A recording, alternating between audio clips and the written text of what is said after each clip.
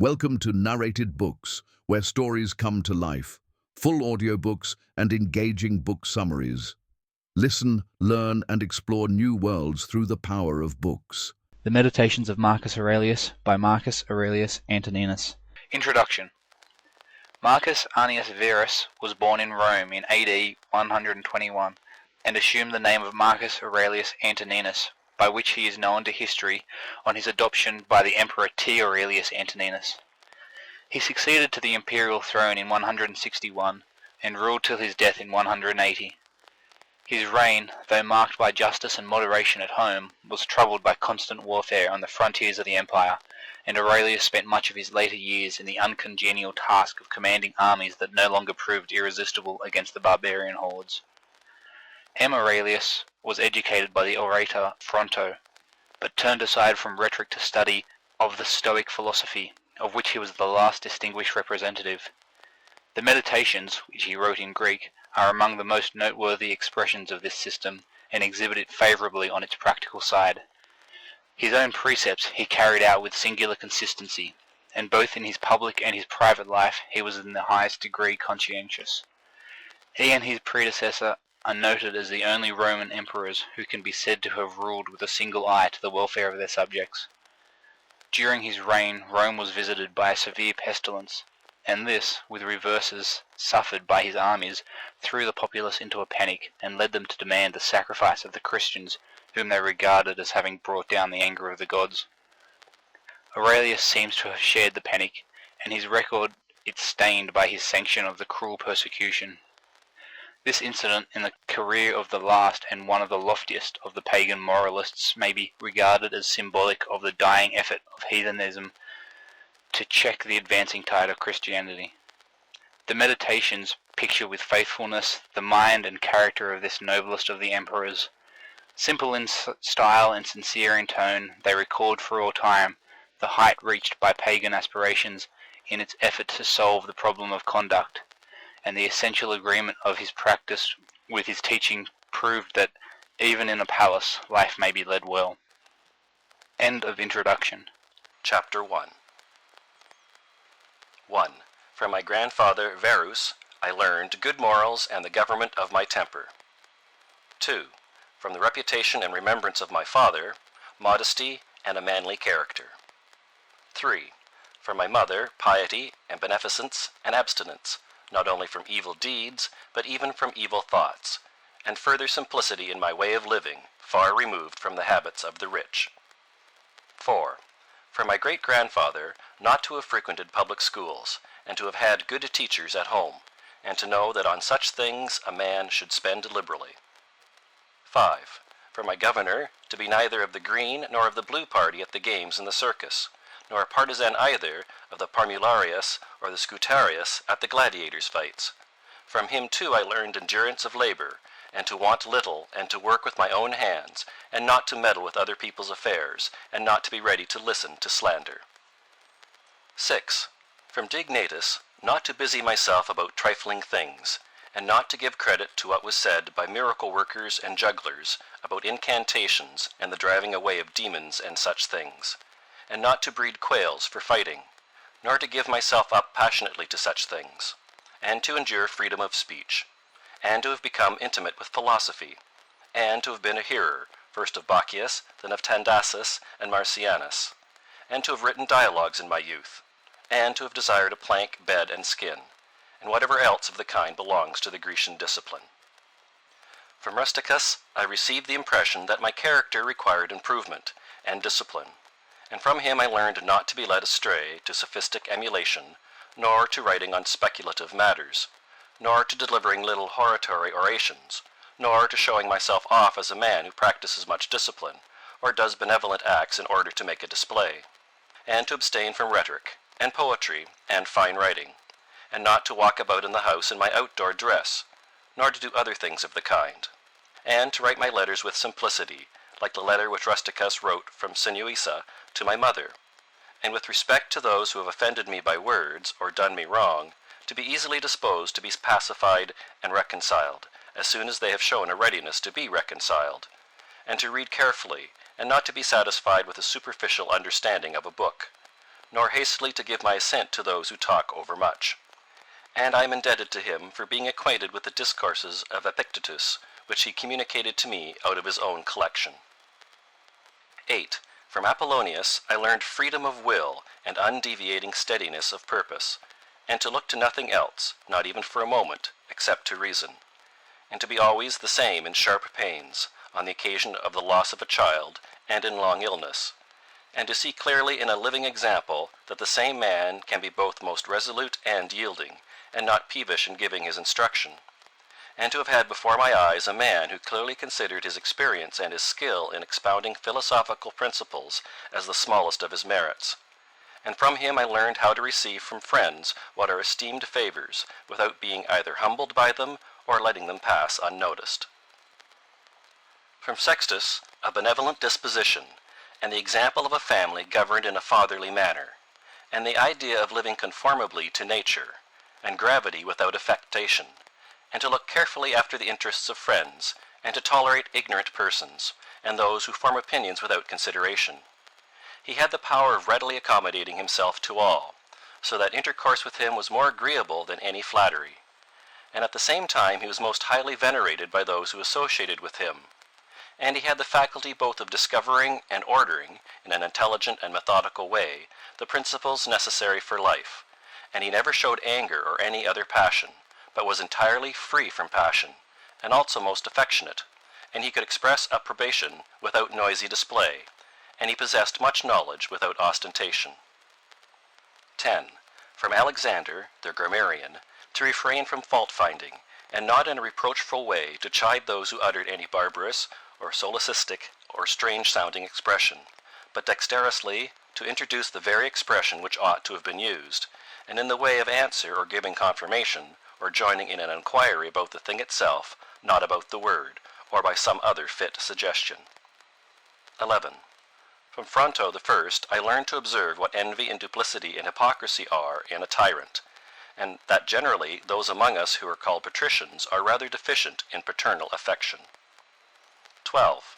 From Alexander the Platonic, not frequently nor without necessity to say to any one, or to write in a letter, that I have no leisure, nor continually to excuse the neglect of duties required by our relation to those with whom we live, by alleging urgent occupations.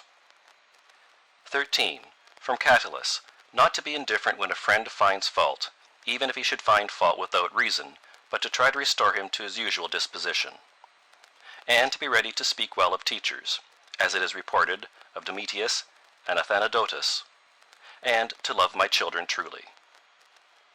14.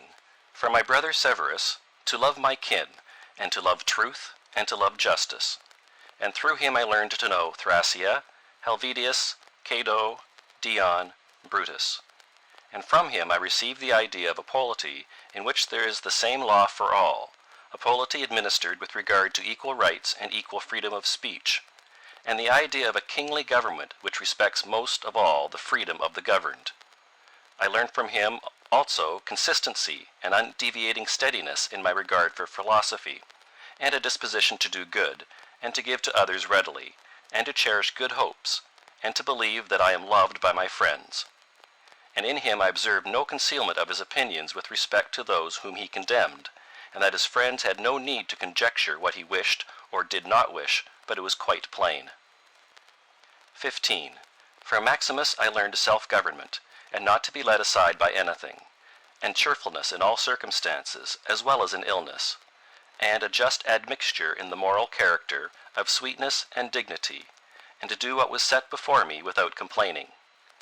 I observed that everybody believed that he thought as he spoke, and that in all that he did he never had any bad intention, and he never showed amazement and surprise, and was never in a hurry, and never put off doing a thing, nor was perplexed nor dejected, nor did he ever laugh to disguise his vexation, nor on the other hand was he ever passionate or suspicious. He was accustomed to do acts of beneficence, and was ready to forgive, and was free from all falsehood. And he presented the appearance of a man who could not be diverted from right rather than of a man who had been improved. I observed too that no man could ever think that he was despised by Maximus, or ever venture to think himself a better man. He had also the art of being humorous in an agreeable way. 16. In my father I observed mildness of temper, and unchangeable resolution in the things which he had determined after due deliberation, and no vainglory in those things which men call honors, and a love of labor and perseverance, and a readiness to listen to those who had anything to propose for the common weal, an undeviating firmness in giving to every man according to his deserts, and a knowledge derived from experience of the occasions for vigorous action and for remission. And I observed that he had overcome all passion for joys, and he considered himself no more than any other citizen, and he released his friends from all obligation to sup with him or to attend him of a necessity when he went abroad, and those who failed to accompany him by reason of any urgent circumstances always found him the same. I observed, too, his habit of careful inquiry in all matters of deliberation, and his persistency, and that he never stopped his investigation through being satisfied with appearances which first present themselves, and that his disposition was to keep his friends, and not to be soon tired of them, nor yet to be extravagant in his affection, and to be satisfied on all occasions and cheerful, and to foresee things a long way off, and to provide for the smallest without display, and to check immediately popular applause and flattery, and to be ever watchful over the things which were necessary for the administration of the empire, and to be a good manager of the expenditure, and patiently to endure the blame which he got for such conduct. And he was neither superstitious with respect to the gods, nor did he court men by gifts or by trying to please them, or by flattering the populace. But he showed sobriety in all things, and firmness, and never any mean thoughts or action, nor love of novelty. And the things which conduce in any way to the commodity of life, and of which fortune gives an abundant supply, he used without arrogance and without excusing himself, so that when he had them, he enjoyed them without affectation, and when he had them not, he did not want them. No one could ever say of him that he was either a sophist or a home-bred flippant slave or pedant, but every one acknowledged him to be a man ripe, perfect, above flattery, able to manage his own and other men's affairs. Besides this, he honored those who were true philosophers, and he did not reproach those who pretended to be philosophers, nor yet was he easily led by them. He was also easy in conversation, and he made himself agreeable without any offensive affectation. He took a reasonable care of his body's health, not as one who was greatly attached to life, nor out of regard to personal appearance, nor yet in a careless way, but so that, through his own attention, he very seldom stood in need of the physician's art, or of medicine or external applications. He was most ready to give way without envy to those who possessed any particular faculty, such as that of eloquence, or knowledge of the law, or of morals, or of anything else, and he gave them his help, that each might enjoy reputation according to his deserts. And he always acted conformably to the institutions of his country, without showing any affectation of doing so. Further, he was not fond of change, nor unsteady, but he loved to stay in the same places, and to employ himself about the same things, and after his paroxysms of headache, he came immediately fresh and vigorous to his usual occupations. His secrets were not many, but very few and very rare, and these only about public matters, and he showed prudence and economy in the exhibition of the public spectacles and the construction of public buildings, his donations to the people, and in such things, for he was a man who looked to what ought to be done, not to the reputation which is got by a man's act. He did not take the bath at unseasonable hours. He was not fond of building houses, nor curious about what he eat, nor about the texture and color of his clothes, nor about the beauty of his slaves. His dress came from Lorium, his villa on the coast, and from Lanuvium generally. We know how he behaved to the toll collector at Tusculum, who asked his pardon, and such was all his behavior. There was in him nothing harsh, nor implacable, nor violent, nor, as one may say, anything carried to the sweating point. But he examined all things severally as if he had abundance of time, and without confusion, in an orderly way, vigorously and consistently. And that might be applied to him which is recorded of Socrates, that he was able both to abstain from and to enjoy those things which many are too weak to abstain from, and cannot enjoy without excess. But to be strong enough both to bear the one and to be sober in the other is the mark of a man who has a perfect and invincible soul, such as he showed in the illness of Maximus. 17. To the gods I am indebted for having good grandfathers, good parents, a good sister, good teachers, good associates, good kinsmen and friends, nearly everything good. Further, I owe it to the gods that I was not hurried into any offense against any of them, though I had a disposition which, if opportunity had offered, might have led me to do something of this kind.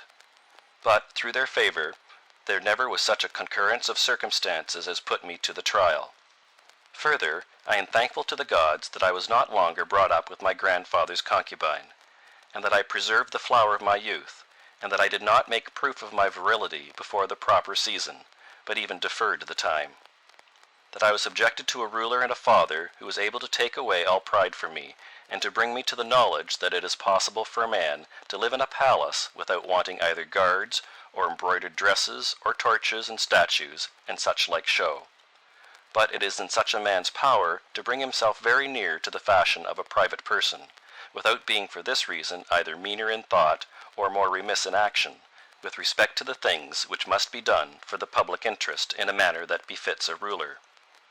I thank the gods for giving me such a brother, who is able by his moral character to rouse me to vigilance over myself, and who, at the same time, please me by his respect and affection. That my children have not been stupid nor deformed in body.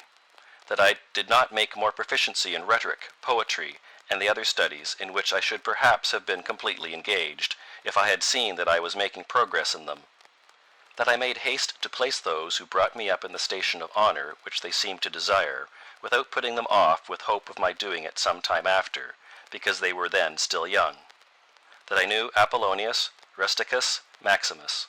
That I received clear and frequent impressions about living according to nature, and what kind of a life that is, so that, so far as depended on the gods, and their gifts and help, and inspirations, nothing hindered me from forthwith living according to nature, though I still fall short of it through my own fault, and through not observing the admonitions of the gods, and I may almost say their direct instructions. That my body is held out so long in such a kind of life. That I never touched either Benedicta or Theodotus, and that, after having fallen into amatory passions, I was cured. And though I was often out of humor with Rusticus, I never did anything of which I had occasion to repent.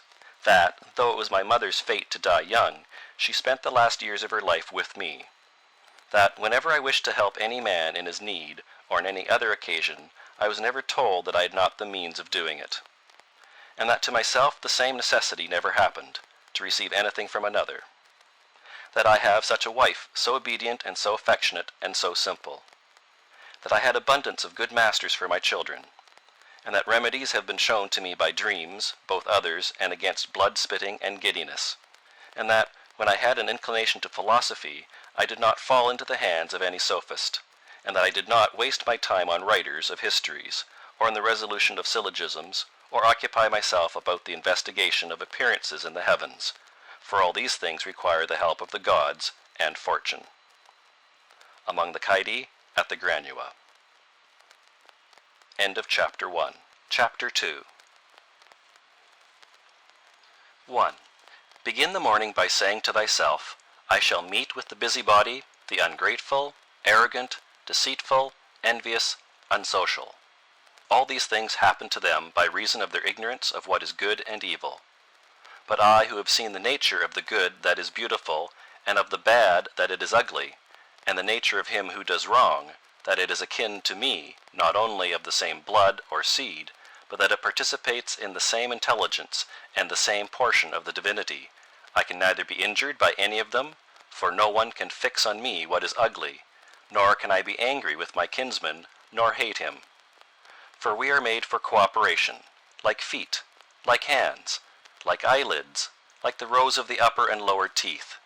To act against one another then is contrary to nature, and it is acting against one another to be vexed and to turn away. 2. Whatever this is that I am, it is a little flesh and breath, and the ruling part. Throw away thy books, no longer distract thyself. It is not allowed. But as if thou wast now dying, despise the flesh. It is blood and bones and a network, a conjecture of nerves, veins, and arteries. See the breath also, what kind of a thing it is. Air, and not always the same, but every moment sent out and again sucked in. The third then is the ruling part. Consider thus, thou art an old man, no longer let this be a slave, no longer be pulled by the strings like a puppet to unsocial movements, no longer be either dissatisfied with thy present lot or shrink from the future. 3. All that is from the gods is full of providence. That which is from fortune is not separated from nature or without an interweaving and involution with the things which are ordered by providence. From thence all things flow, and there is besides necessity, and that which is for the advantage of the whole universe, of which thou art a part. But that is good for every part of nature which the nature of the whole brings, and what serves to maintain this nature. Now the universe is preserved, as by the changes of the elements, so by the changes of things compounded of the elements. Let these principles be enough for thee. Let them always be fixed opinions. But cast away the thirst after books, that thou mayest not die murmuring, but cheerfully, truly, and from thy heart thankful to the gods.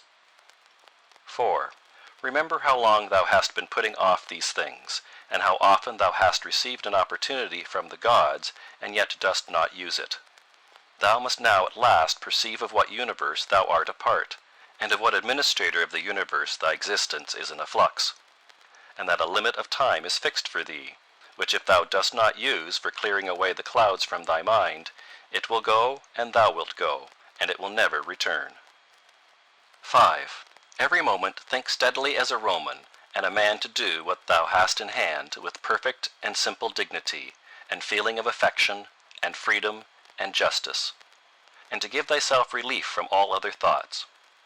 And thou wilt give thyself relief if thou doest every act of thy life as if it were the last, laying aside all carelessness and passionate aversion from the commands of reason, and all hypocrisy, and self-love, and discontent with the portion which has been given to thee.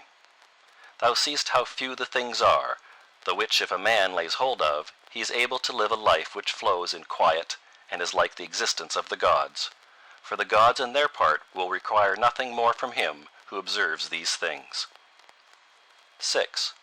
Do wrong to thyself, my soul, but thou wilt no longer have the opportunity of honoring thyself. Every man's life is sufficient, but thine is nearly finished, though thy soul reverences not itself, but places thy felicity in the souls of others. 7. Do the things external which fall upon thee distract thee? Give thyself time to learn something new and good, and cease to be whirled about. But then thou must also avoid being carried about the other way, for those too are triflers who have wearied themselves in life by their activity, and yet have no object to which to direct every movement, and in a word, all their thoughts. 8. Through not observing what is in the mind of another man, has seldom been seen to be unhappy. But those who do not observe the movements of their own minds must of necessity be unhappy. 9.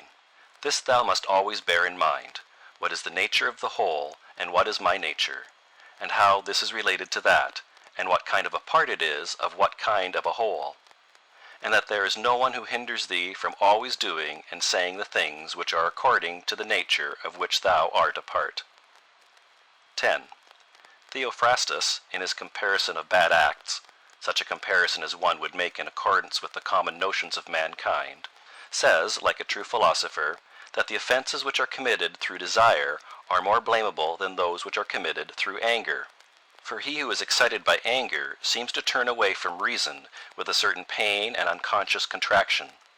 But he who offends through desire, being overpowered by pleasure, seems to be in a manner more intemperate and more womanish in his offenses. Rightly then, and in a way worthy of philosophy, he said that the offense which is committed with pleasure is more blamable than that which is committed with pain. And on the whole, the one is more like a person who has been first wronged, and through pain is compelled to be angry. But the other is moved by his own impulse to do wrong, being carried toward doing something by desire. 11. Since it is possible that thou mayest depart from life this very moment, regulate every act and thought accordingly. But to go away from among men, if there are gods, is not a thing to be afraid of, for the gods will not involve thee in evil. But if indeed they do not exist, or if they have no concern about human affairs, what is it to me to live in a universe devoid of gods or devoid of providence? But in truth they do exist, and they do not care for human things, and they've put all the means in man's power to enable him not to fall into real evils. And as to the rest, if there was anything evil, they would have provided for this also, that it should be altogether in a man's power not to fall into it. Now, that which does not make a man worse, how can it make a man's life worse?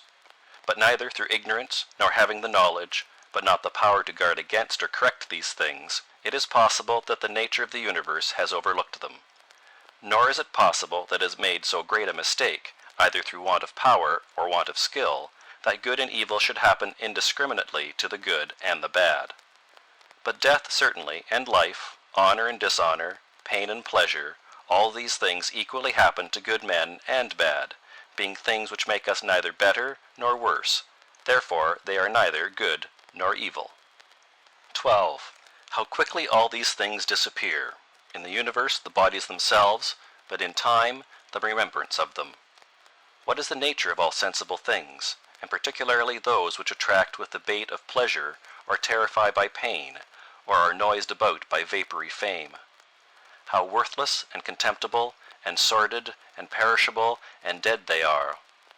All this it is the part of the intellectual faculty to observe. To observe, too, who these are whose opinions and voices give reputation. What death is, and the fact that, if a man looks at it in himself, and by the abstractive power of reflection resolves into their parts all the things which present themselves to the imagination in it, he will then consider it to be nothing else than an operation of nature. And if any one is afraid of an operation of nature, he is a child. This, however, is not only an operation of nature, but it is also a thing which conduces to the purposes of nature. To observe, too, how man comes near to the deity, and by what part of him, and when this part of man is so disposed. 13. Nothing is more wretched than a man who traverses everything in a round, and pries into things beneath the earth, as the poet says, and seeks by conjecture what is in the minds of his neighbors, without perceiving that it is sufficient to attend to the demon within him, and to reverence it sincerely. And reverence of the demon consists in keeping it pure from passion and thoughtlessness, and dissatisfaction with what comes from gods and men. For the things from gods merit veneration for their excellence, and the things from men should be dear to us by reason of kinship, and sometimes even, in a manner, they move our pity by reason of men's ignorance of good and bad, this defect being not less than that which deprives us of the power of distinguishing things that are white and black. 14. Though thou shouldest be going to live 3,000 years, and as many times 10,000 years, still remember that no man loses any other life than this which he now lives, nor lives any other than this which he now loses. The longest and shortest are thus brought to the same, for the present is the same to all, though that which perishes is not the same, and so that which is lost appears to be a mere moment. For a man cannot lose either the past or the future, for what a man has not, how can anyone take this from him? These two things then thou must bear in mind. The one, that all things from eternity are of like forms, and come round in a circle, and that it makes no difference whether a man shall see the same things during 100 years, or 200, or an infinite time. And the second, that the longest liver and he who will die soonest lose just the same. For the present is the only thing of which a man can be deprived. If it is true that this is the only thing which he has, and that a man cannot lose a thing if he has it not. 15. Remember that all is opinion. For what was said by the cynic Monimus is manifest, and manifest too is the use of what was said, if a man receives what may be got out of it as far as it is true. 16. The soul of man does violence to itself, first of all when it becomes as abscess, and, as it were, a tumor on the universe, so far as it can. For to be vexed at anything which happens is a separation of ourselves from nature, in some part of which the natures of all other things are contained. In the next place, the soul does violence to itself when it turns away from any man, or even moves towards him with the intention of injuring, such as are the souls of those who are angry. In the third place, the soul does violence to itself when it is overpowered by pleasure or by pain. Fourthly, when it plays a part, and does or says anything insincerely and untruly. Fifthly, when it allows any act of its own and any movement to be without an aim, and does anything thoughtlessly and without considering what it is, being right that even the smallest things be done with reference to an end. And the end of rational animals is to follow the reason and the law of the most ancient city and polity. 17. Of human life the time is a point, and the substance is in a flux, and the perception dull, and the composition of the whole body subject to putrefaction, and the soul of a whirl, and fortune hard to divine, and fame a thing devoid of judgment. And to say all in a word, everything which belongs to the body is a stream, and what belongs to the soul is a dream and vapor, and life is a warfare and a stranger's sojourn, and after fame is oblivion. What then is that which is able to conduct a man? One thing, and only one, philosophy. But this consists in keeping the demon within a man free from violence and unharmed, superior to pains and pleasures, doing nothing without a purpose, nor yet falsely and with hypocrisy, not feeling the need of another man's doing or not doing anything, and besides accepting all that happens and all that is allotted as coming from thence, wherever it is, from whence he himself came, and finally waiting for death with a cheerful mind, as being nothing else than a dissolution of the elements of which every living being is compounded. But if there is no harm to the elements themselves in each continually changing into another, why should a man have any apprehension about the change and dissolution of all the elements? For it is according to nature, and nothing is evil which is according to nature. This in Carnuntum. End of Chapter 2. Chapter 3. We ought to consider not only that our life is daily wasting away, and a smaller part of it is left, but another thing also must be taken into the account, that if a man should live longer, it is quite uncertain whether the understanding will still continue sufficient for the comprehension of things, and retain the power of contemplation which strives to acquire the knowledge of the divine and the human. For if he shall begin to fall into dotage, perspiration and nutrition, and imagination and appetite, and whatever else there is of the kind will not fail. But the power of making use of ourselves, and filling up the measure of our duty, and clearly separating all appearances, and considering whether a man should now depart from life, and whatever else of the kind absolutely requires a disciplined reason, all this is already extinguished. We must make haste then, not only because we are daily nearer to death, but also because the conception of things and the understanding of them cease first. 2. We ought to observe also that even the things which follow after the things which are produced according to nature contain something pleasing and attractive. For instance, when bread is baked, some parts are split at the surface, and these parts which thus open and have a certain fashion contrary to the purpose of the baker's art are beautiful in a manner, and in a peculiar way excite a desire for eating. And again figs, when they are quite ripe, gape open, and in the ripe olives the very circumstance of their being near to rottenness adds a peculiar beauty to the fruit.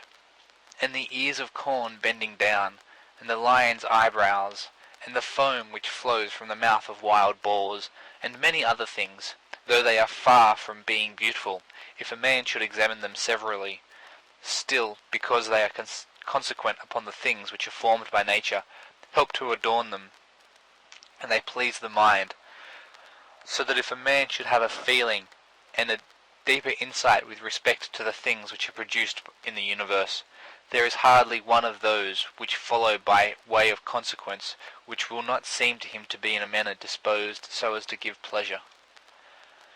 And so he will see even the real gaping jaws of wild beasts with no less pleasure than those which painters and sculptors show by imitation, and in an old woman and an old man he will be able to see a certain maturity and comeliness, and the attractive loveliness of young persons he will be able to look on with chaste eyes, and many such things will present themselves, not pleasing to every man, but to him only who has become truly familiar with nature and her works. 3. Hippocrates, after curing many diseases, himself fell sick and died.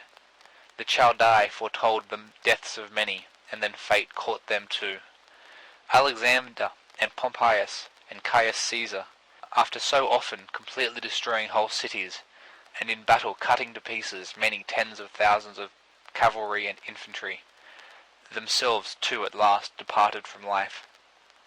Heraclitus, after so many speculations on the conflagration of the universe, was filled with water internally and died smeared all over with mud. And lice destroyed Democritus, and other lice killed Socrates. What means all this? Thou hast embarked, thou hast made the voyage, thou art come to shore, get out. If indeed to another life there is no want of gods, not even there, but it to state without sensation, thou wilt cease to be held by pains and pleasures, and to be a slave to the vessel which is as much inferior as that which serves it is superior. For the one is intelligence and deity, the other is earth and corruption. 4. Do not waste the remainder of thy life in thoughts about others, when thou dost not refer thy thoughts to some object of common utility, for thou losest the opportunity of doing something else when thou hast such thoughts as these. What is such a person doing, and why, and what is he saying, and what is he thinking of, and what is he contriving, and whatever else of the kind makes us wander away from the observation of our own ruling power. We ought then to check in the series of our thoughts everything that is without a purpose and useless, but most of all the over-curious feeling and the malignant, and a man should use himself to think of those things only about which, if one should suddenly ask, "What hast thou now in thy thoughts?" with perfect openness thou mightest immediately answer, "This or that," so that from thy words it should be plain that everything in thee is simple and benevolent, and such as befits a social animal, one that cares not for thoughts about pleasure or sensual enjoyments at all, nor has any rivalry or envy and suspicion, or anything else for which thou wouldst blush if thou shouldst say that thou hadst it in thy mind. For the man who is such, and no longer delays being among the number of the best, is like a priest and minister of the gods, using too the deity which is planted within him, which makes the man uncontaminated by pleasure, unharmed by any pain, untouched by any insult, feeling no wrong, a fighter in the noblest fight, one who cannot be overpowered by any passion, dyed deep with justice, accepting with all his soul everything which happens and is assigned to him as his position, and not even, nor yet without great necessity and for the general interest, imagining what another says or does or thinks. For it is only what belongs to himself that he makes the matter for his activity, and he constantly thinks of that which is allotted to himself out of the sum total of things, and he makes his own act fair, and he is persuaded that his own portion is good. For the lot which is assigned to each man is carried along with him, and carries him along with it, and he remembers also that every rational animal is his kinsman, and that to care for all men is according to man's nature, and a man should hold on to the opinion, not of all, but of those only who confessedly live according to nature. But as to those who live not so, he always bears in mind what kind of men they are both at home and from home, both by night and by day, and what they are, and with what men they live an impure life. Accordingly, he does not value at all the praise which comes from such men, since they are not even satisfied with themselves. 5. Labour not unwillingly, nor without regard to common interest, nor without due consideration, nor with distraction, nor let studied ornaments set off thy thoughts, and be not either a man of many words, or busy about too many things. And further, let the deity which is in thee be the guardian of a living being, manly and of ripe age, and engaged in matter political, and a Roman and a ruler who has taken his post like a man waiting for the signal which summons him from life, and ready to go, having need neither of oath nor of any man's testimony. Be cheerful also, and seek not external help, nor the tranquillity which others give. A man must stand erect, not be kept erect by others. 6. If thou findest in human life anything better than justice, truth, temperance, fortitude, and in a word, anything better than thy own mind's self-satisfaction in the things which it enables thee to do according to right reason, and in the condition that is assigned to thee without thy own choice. If, I say, thou seest anything better than this, turn to it with all thy soul, and enjoy that which thou hast found to be the best. But if nothing appears to be better than the deity which is planted in thee, which has subjected to itself all thy appetites, and carefully examines all the impressions, and, as Socrates said, has detached itself from the persuasions of sense, and has submitted itself to the gods, and cares for mankind, if thou findest everything else smaller and of less value than this, give place to nothing else. For if thou dost once diverge and incline to it, thou wilt no longer without distraction be able to give the preference to that good thing which is thy proper possession and thy own. For it is not right that anything of any other kind, such as praise from the many, or power, or enjoyment of pleasure, should come into competition with that which is rationally and politically or practically good. All these things, even though they may seem to adapt themselves to the better things, in a small degree, obtain the superiority all at once and carry us away. But do thou, I say, simply and freely choose the better and hold to it. But that which is useful is better. Well then, if it is only useful to thee as a rational being, keep to it. But if it is only useful to thee as an animal, say so, and maintain thy judgment without arrogance. Only take care that thou makest the inquiry by a sure method. 7. Never value anything as profitable to thyself which shall compel thee to break thy promise. To lose thy self-respect, to hate any man, to suspect, to curse, to act the hypocrite, to desire anything which needs walls and curtains. For he who has preferred to everything else his own intelligence and demon and the worship of its excellence, acts no tragic part, does not groan, will not need either solitude or much company. And what is chief of all, he will live without either pursuing or flying from death. But whether for a longer or a shorter time he shall have the soul enclosed in the body, he cares not at all. For even if he must depart immediately, he will go as readily as if he were going to do anything else which can be done with decency and order, taking care of this only all through life, that his thoughts turn not away from anything which belongs to an intelligent animal and a member of a civil community. 8. In the mind of one who is chastened and purified, thou wilt find no corrupt matter, no impurity, nor any sore-skinned over. Nor is his life incomplete when fate overtakes him, as one may say of an actor who leaves the stage before ending and finishing the play. Besides, there is in him nothing servile, nor affected, nor too closely bound to other things, nor yet detached from other things. Nothing worthy of blame, nothing which seeks a hiding place. 9. Reverence the faculty which produces opinion. On this faculty it entirely depends whether there shall exist in thy ruling part any opinion inconsistent with nature and the constitution of the rational animal. And this faculty promises freedom from hasty judgment, and friendship towards men, and obedience to the gods. 10.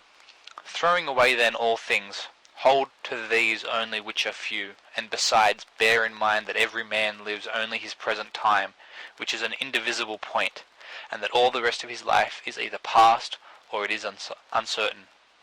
Short then is the time which every man lives, and small the nook of the earth where he lives, and short too the longest posthumous fame, and even this only continued by a succession of poor human beings who will very soon die, and who know not even themselves, much less him who died long ago. 11. To the aids which have been mentioned, let this one still be added. Make for thyself a definition or description of the thing which is presented to thee, so as to see distinctly what kind of a thing it is in its substance, in its nudity, in its complete entirety, and tell thyself its proper name, and the names of the things of which it has been compounded, and into which it will be resolved.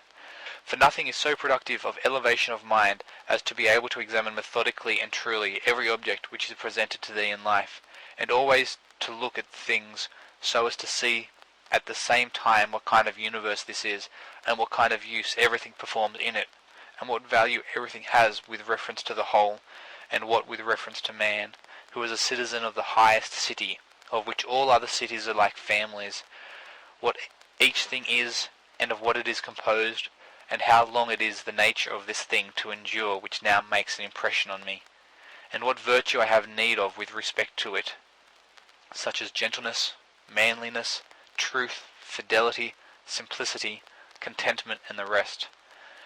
Wherefore on every occasion a man should say, This comes from God, and this is according to the appointment and spinning of the thread of destiny, and such like coincidence and chance, and this is from one of the same stock, and a kinsman and partner, one who knows not, however, what is according to his nature. But I know, for this reason, I behave towards him according to the natural law of fellowship, with benevolence and justice.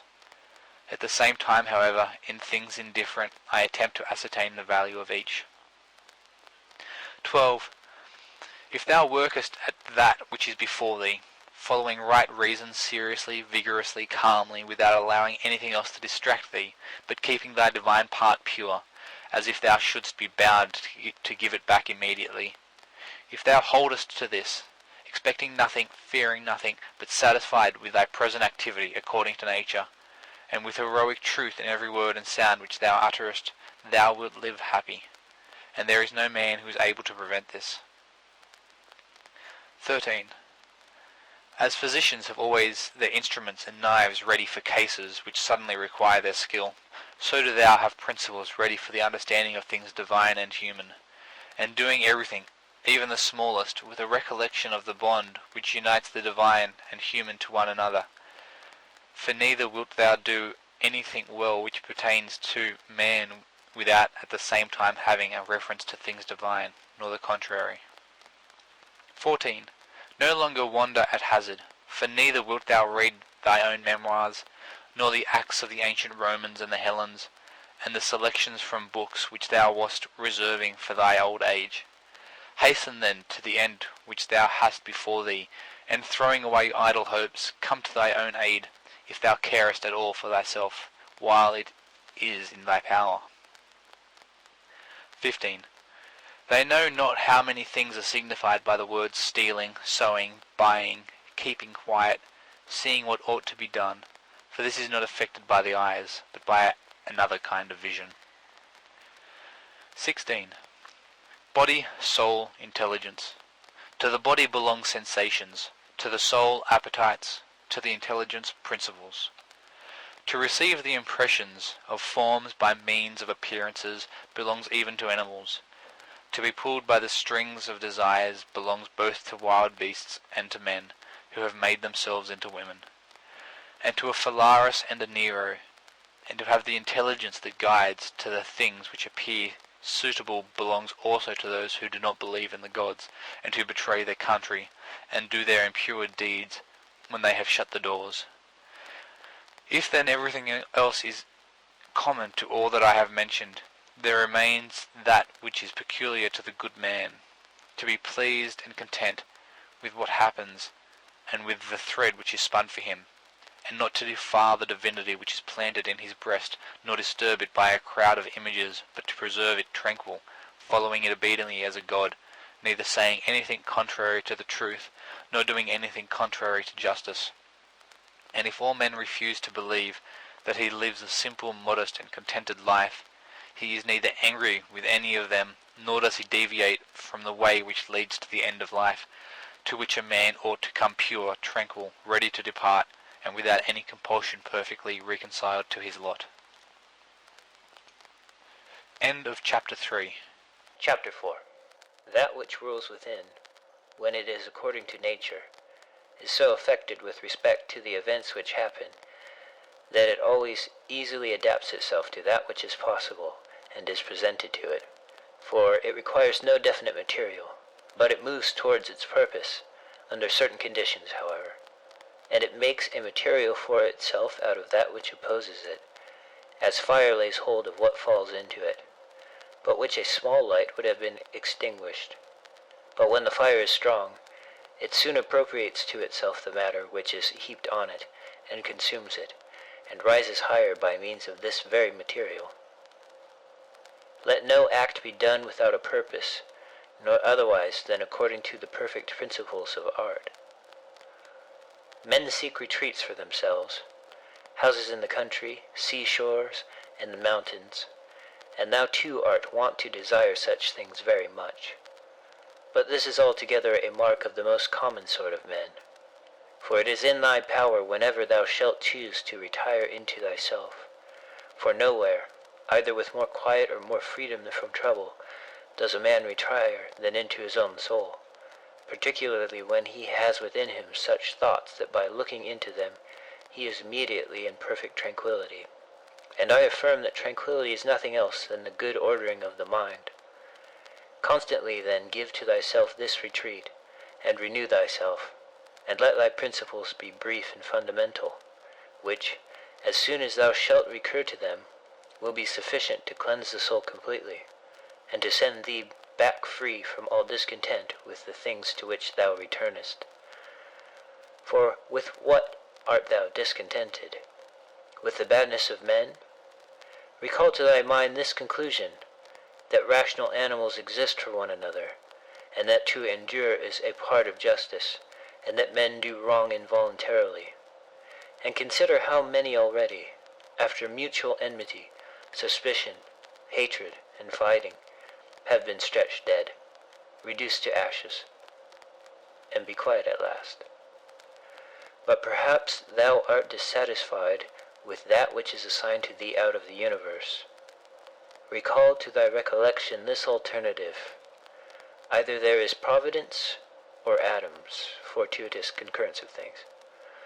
Or remember the arguments by which it has been proved that the world is a kind of political community, and be quiet at last. But perhaps corporeal things will still fasten upon thee. Consider then further that the mind mingles not with the breath, whether moving gently or violently, when it has once drawn itself apart and discovered its own power. And think also of all that thou hast heard and assented to about pain and pleasure, and be quiet at last. But perhaps the desire of the thing called fame will torment thee. See how soon everything is forgotten, and look at the chaos of infinite time on each side of the present, and the emptiness of applause, and the changeableness and want of judgment in those who pretend to give praise, and the narrowness of the space within which it is circumscribed, and be quiet at last. For the whole earth is a point, and how small a nook in it is this thy dwelling place, and how few are there in it, and what kind of people are they who will praise thee? This then remains. Remember to retire into this little territory of thy own, and, above all, do not distract or strain thyself, but be free, at look and things as a man, as a human being, as a citizen, as a mortal. But among the things readiest to thy hand to which thou shalt return, let there be these, which are two. One is that things do not touch the soul, for they are external and remain immovable, but our perturbations come only from the opinion which is within. The other is that all these things, which thou seest, change immediately and will no longer be, and constantly bear in mind how many of these changes thou hast already witnessed. The universe is transformation. Life is opinion. If our intellectual part is common, the reason also, in respect of which we are rational beings, is common. If this is so, common also is the reason which commands us what to do and what not to do. If this is so, there is a common law also. If this is so, we are fellow citizens. If this is so, we are members of some political community. If this is so, the world is in a manner a state. For of what other common political community will anyone say that the whole human race are members? And from this common political community comes also our very intellectual faculty and reasoning faculty and our capacity for law. Or whence do they come? For as my earthly part is a portion given to me from certain earth, and that which is watery from another element, and that which is hot and fiery from some peculiar source, for nothing comes out of that which is nothing, as nothing also returns to non-existence. So also the intellectual part comes from some source. Death is such as generation is, a mystery of nature, a composition out of the same elements, and a decomposition into the same, and altogether not a thing of which any man should be ashamed, for it is not contrary to the nature of a reasonable animal, and not contrary to the reason of our constitution. It is natural that these things should be done by such persons. It is a matter of necessity, and if a man will not have it so, he will not allow the fig tree to have juice. But by all means bear this in mind, that within a very short time both thou and he will be dead, and soon not even your names will be left behind. Take away thy opinion, and then there is taken away the complaint, I have been harmed. Take away the complaint, I have been harmed, and the harm is taken away. That which does not make a man worse than he was, also does not make his life worse, nor does it harm him either from without or from within. The nature of that which is universally useful has been compelled to do this. Consider that everything which happens, happens justly, and if thou observest carefully, thou wilt find it to be so. I do not say only with respect to the continuity of the series of things, but with respect to what is just, and as if it were done by one who assigns to each thing its value. Observe then that thou hast begun, and whatever thou doest, do it in conjunction with this, the being good, and in the sense in which a man is properly understood to be good. Keep to this in every action. Do not have such an opinion of things as he has who does thee wrong, or such as he wishes thee to have, but look at them as they are in truth. A man should always have these two rules in readiness: the one, to do only whatever the reason of the ruling and legislating faculty may suggest for the use of men; the other, to change thy opinion, if there is anyone at hand who sets thee right and moves thee from any opinion. But this change of opinion must proceed only from a certain persuasion, as of what is just or of common advantage, and the like, not because it appears pleasant or brings reputation. Hast thou reason? I have. Why then dost not thou use it? For if this does its own work, what else dost thou wish? Thou hast existed as a part. Thou shalt disappear in that which produced thee, but rather thou shalt be received back into its seminal principle by transmutation. Many grains of frankincense on the same altar. One falls before, another falls after, but it makes no difference. Within 10 days thou wilt seem a god to those to whom thou art now a beast and an ape, if thou wilt return to thy principles and to worship of reason. Do not act as if thou wert going to live 10,000 years. Death hangs over thee. While thou livest, while it is in thy power, be good. How much trouble he avoids who does not look to see what his neighbor says or does or thinks, but only to what he does himself, that it may be just and pure. Or as Agathon says, look not round at the depraved morals of others, but run straight along the line without deviating from it. He who has a vehement desire for posthumous fame does not consider that every one of those who remember him will himself also die very soon. Then again also they who have succeeded them, until the whole remembrance shall have been extinguished as it is transmitted through men who foolishly admire and perish. Suppose that those who will remember are even immortal, and that the remembrance will be immortal. What then is this to thee? And I say not, what is it to the dead, but what is it to the living? What is praise, except indeed so far as it has a certain utility? For thou now rejectest unseasonably the gift of nature, clinging to something else. Everything which is in any way beautiful is beautiful in itself, and terminates in itself, not having praise as a part of itself. Neither worse then nor better is a thing made by being praised. I affirm this also of the things which are called beautiful by the vulgar, for example, material things and works of art. That which is really beautiful has no need of anything, not more than law, not more than truth. not more than benevolence or modesty. Which of these things is beautiful because it is praised, or spoiled by being blamed? Is such a thing as an emerald made worse than it was, if it is not praised? Or gold, ivory, purple, a lyre, a little knife, a flower, a shrub? If souls continue to exist, how does the air contain them from eternity? But how does the earth contain the bodies of those who have been buried from times so remote?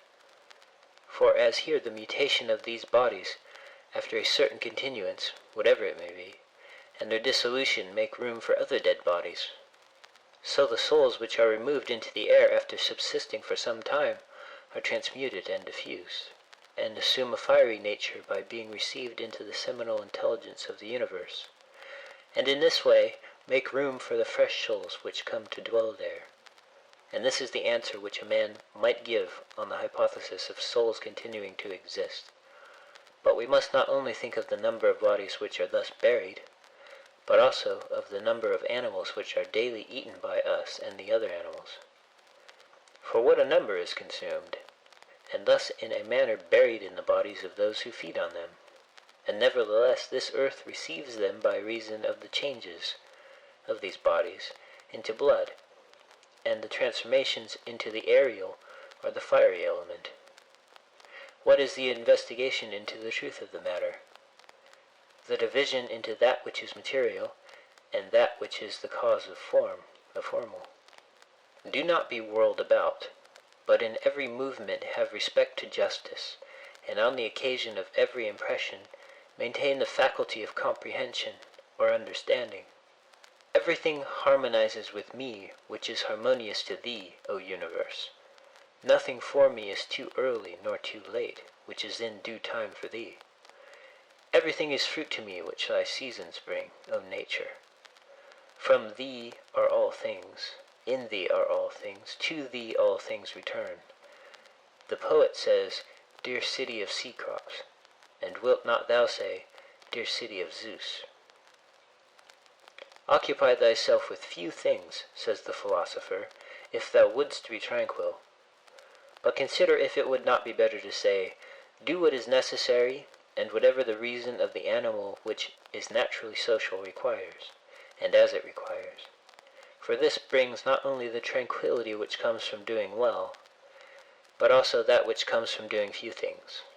For the greatest part of what we say and do being unnecessary, if a man takes this away, he will have more leisure and less uneasiness.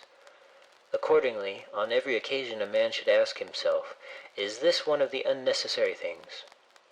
Now a man should take away not only unnecessary acts, but also unnecessary thoughts, for thus superfluous acts will not follow after.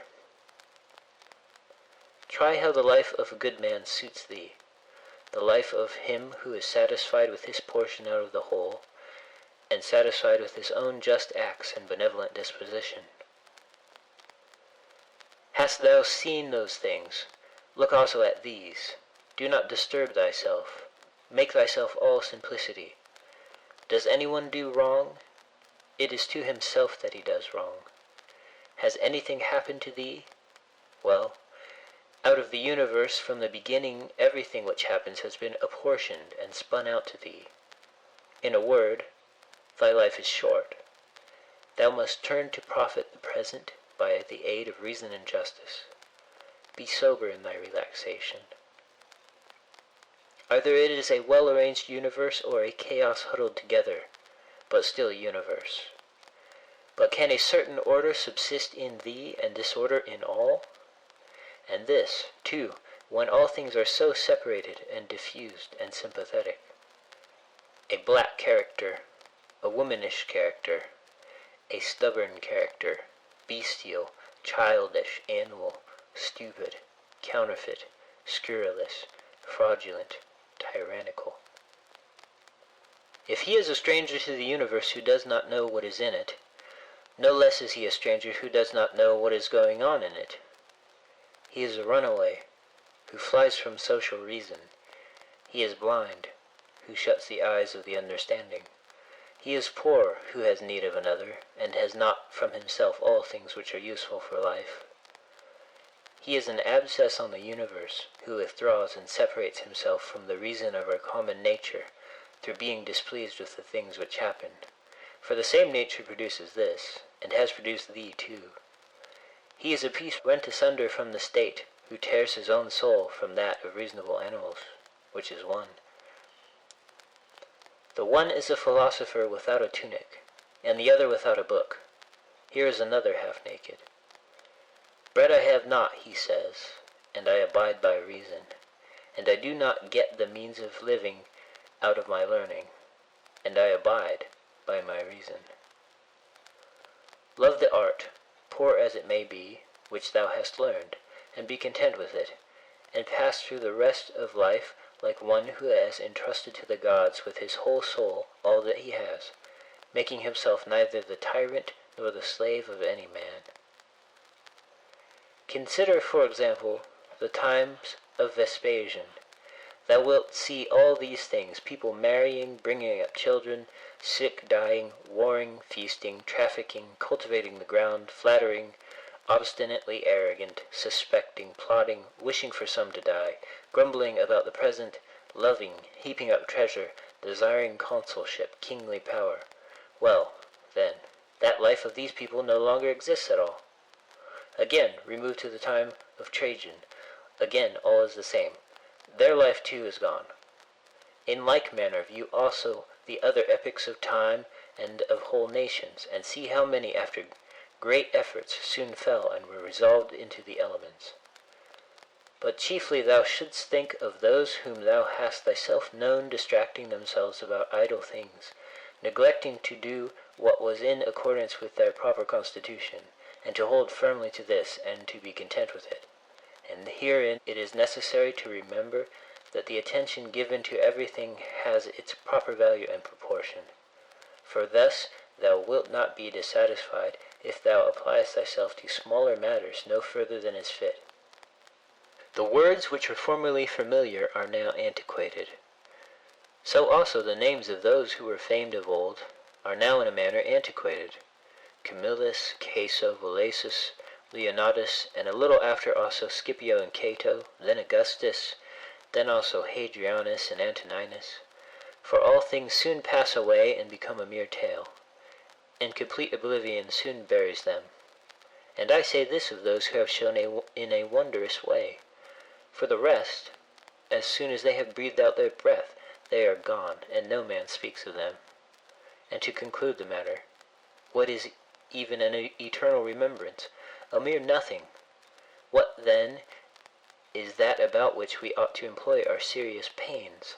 This one thing: thoughts just, and acts social, and words which never lie, and a disposition which gladly accepts all that happens as necessary, as usual, as flowing from a principle and a source of the same kind. Willingly give thyself up to Clotho, one of the Fates, allowing her to spin thy thread into whatever things she pleases. Everything is only for a day, both that which remembers and that which is remembered. Observe constantly that all things take place by change, and accustom thyself to consider that the nature of the universe loves nothing so much as to change the things which are, and to make new things like them.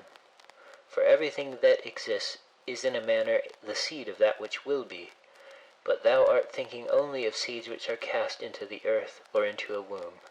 But this is a very vulgar notion. Thou wilt soon die, and thou art not yet simple, not free from perturbations, not without suspicion of being hurt by external things, nor kindly disposed toward all, nor dost thou yet place wisdom only in acting justly. Examine men's ruling principles, even those of the wise, what kind of things they avoid, and what kind they pursue. What is evil to thee does not subsist in the ruling principle of another, nor yet in any turning and mutation of thy corporeal covering. Where is it then? It is in that part of thee in which subsists the power of forming opinions about evils. Let this power then not form such opinions, and all is well. And if that which is nearest to it, the poor body, is cut, burnt, filled with matter and rottenness? Nevertheless, let the heart which forms opinions about these things be quiet. That is, let it judge that nothing is either bad or good which can happen equally to the bad man and the good. For that which happens equally to him who lives contrary to nature, and to him who lives according to nature, is neither according to nature nor contrary to nature. Constantly regard the universe as one living being, having one substance and one soul, and observe how all things have reference to one perception, the perception of this one living being, and how all things act with one movement, and how all things are the cooperative causes of all things which exist. Observe, too, the continuous spinning of the thread and the contexture of the web. Thou art a little soul bearing about a corpse, as Epictetus used to say. It is no evil for things to undergo change, and no good for things to subsist in consequence of change. Time is like a river made up of the events which happen, and a violent stream.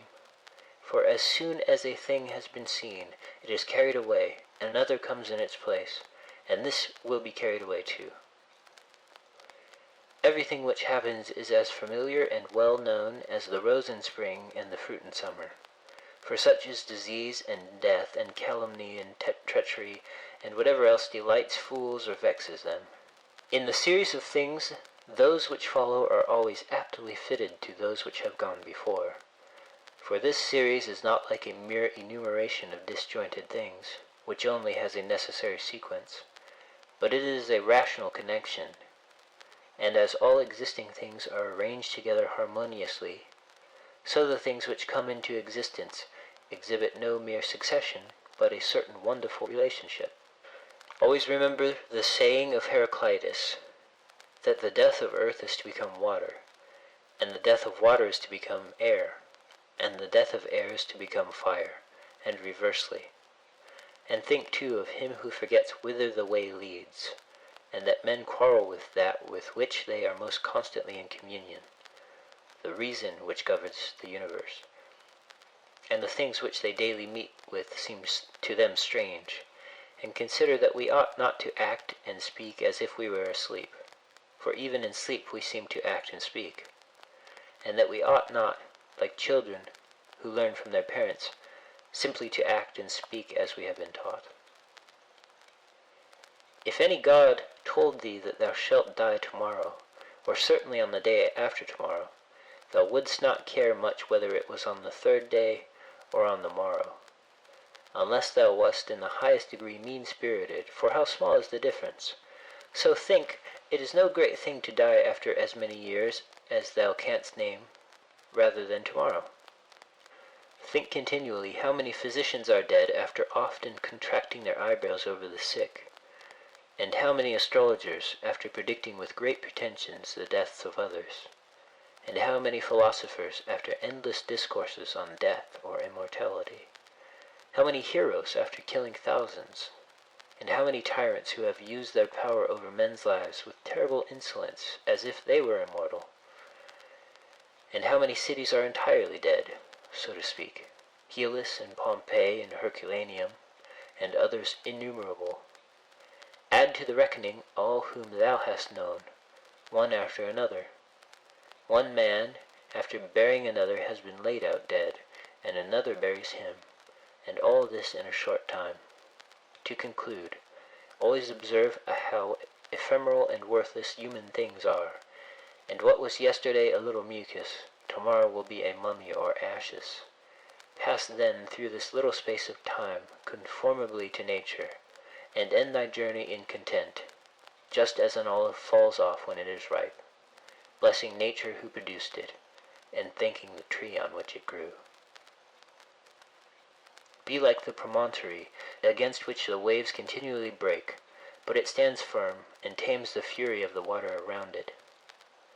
Unhappy am I because this has happened to me. Not so, but happy am I, though this has happened to me, because I continue free from pain, neither crushed by the present nor fearing the future. For such a thing as this might have happened to every man, But every man would not have continued free from pain on such an occasion.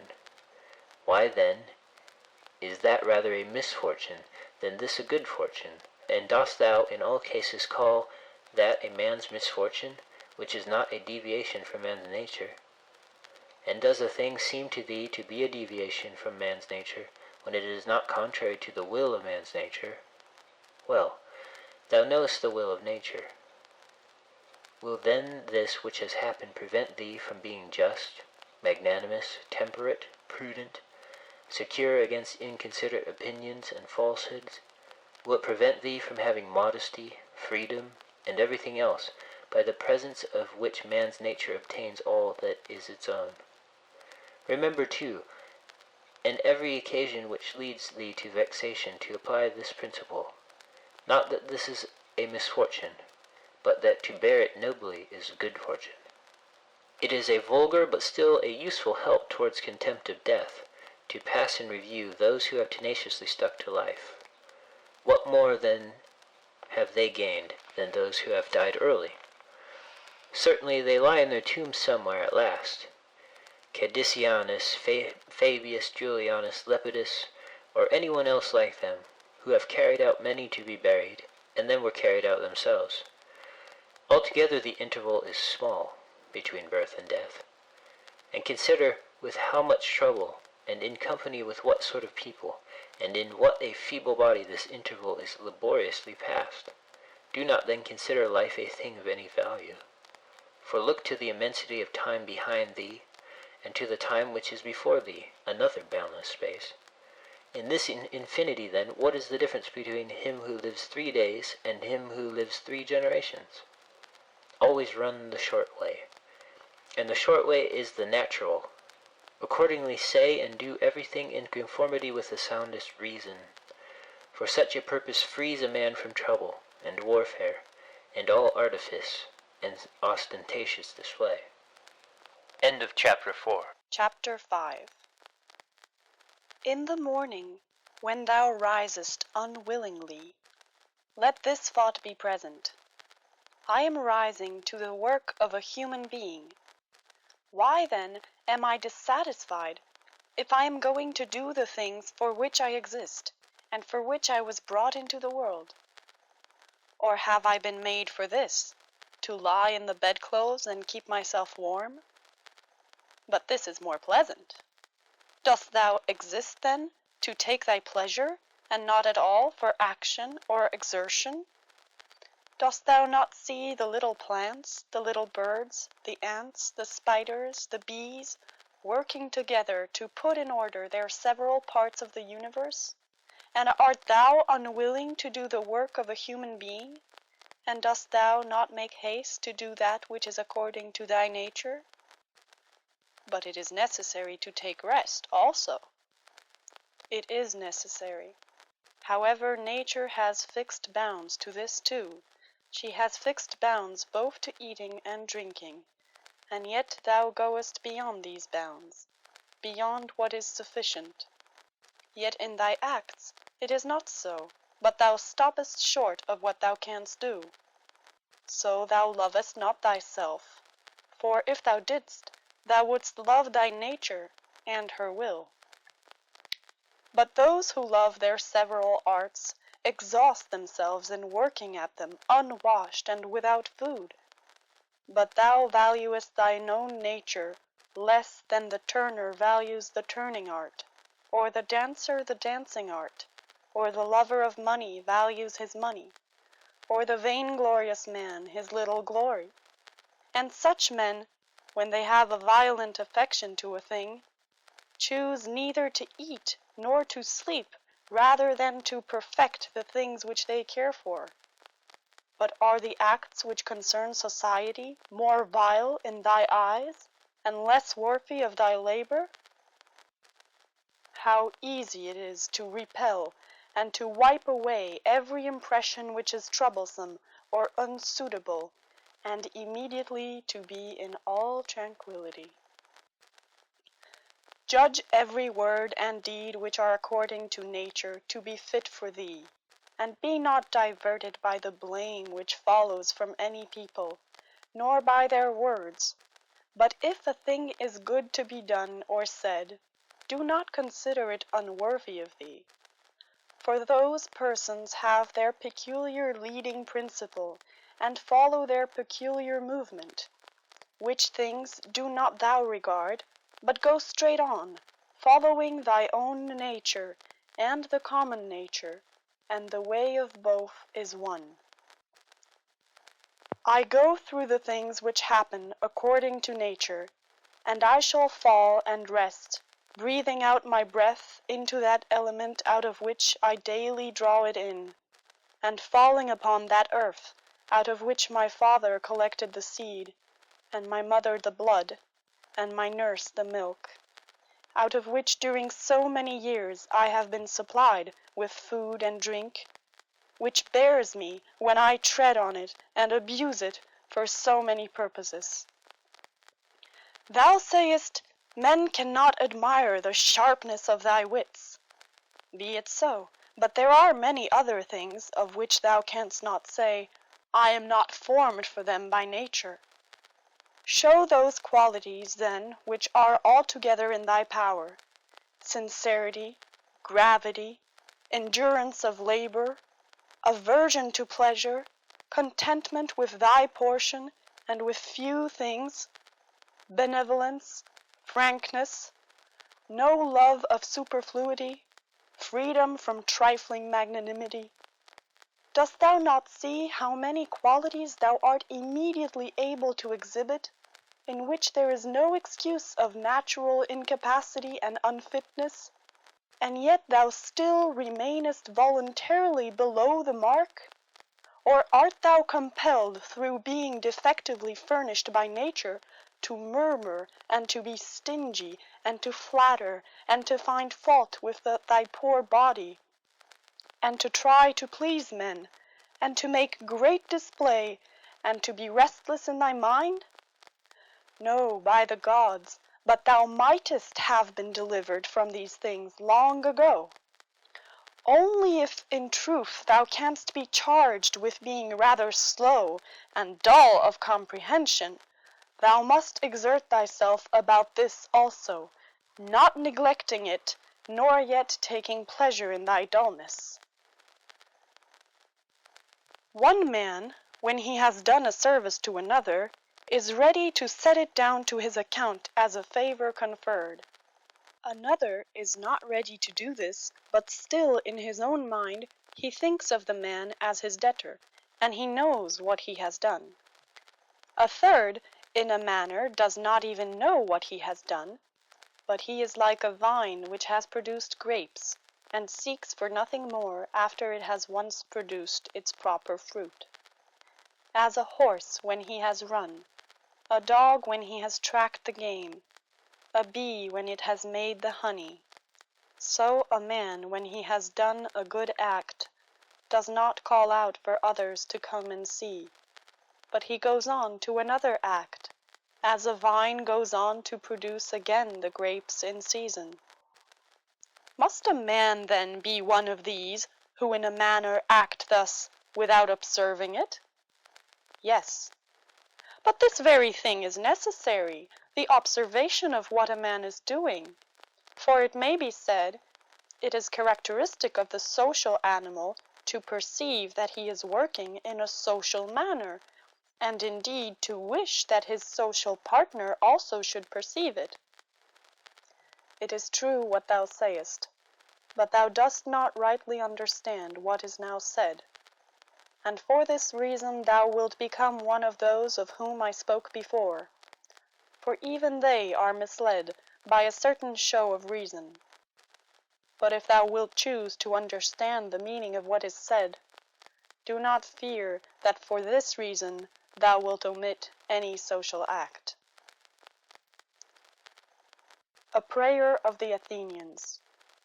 Rain, rain, O dear Zeus, down on the plowed fields of the Athenians and on the plains. In truth, we ought not to pray at all, or we ought to pray in this simple and noble fashion. Just as we must understand when it is said, that Aesculapius prescribed to this man horse exercise, or bathing in cold water, or going without shoes, so we must understand it when it is said that the nature of the universe prescribed to this man disease or mutilation or loss or anything else of the kind. For in the first case, prescribed means something like this. He prescribed this for this man as a thing adapted to procure health, and in the second case it means that which happens to or suits every man is fixed in a manner for him suitably to his destiny. For this is what we mean when we say that things are suitable to us, as the workmen say of squared stones in walls or the pyramids that they are suitable when they fit them to one another in some kind of connection. For there is altogether one fitness, harmony. And as the universe is made up out of all bodies to be such a body as it is, so out of all existing causes, necessity, destiny, is made up to be such a cause as it is. And even those who are completely ignorant understand what I mean, for they say, it, necessity, destiny, brought this to such a person. This then was brought, and this was prescribed to him. Let us then receive these things, as well as those which Aesculapius prescribes. Many, as a matter of course, even among his prescriptions, are disagreeable, but we accept them in the hope of health. Let the perfecting and accomplishment of the things which the common nature judges to be good, be judged by thee to be of the same kind as thy health. And so accept everything which happens, even if it seem disagreeable, because it leads to this, to the health of the universe, and to the prosperity and felicity of Zeus, the universe. For he would not have brought on any man what he has brought, if it were not useful for the whole. Neither does the nature of anything, whatever it may be, cause anything which is not suitable to that which is directed by it. For two reasons, then, it is right to be content with that which happens to thee.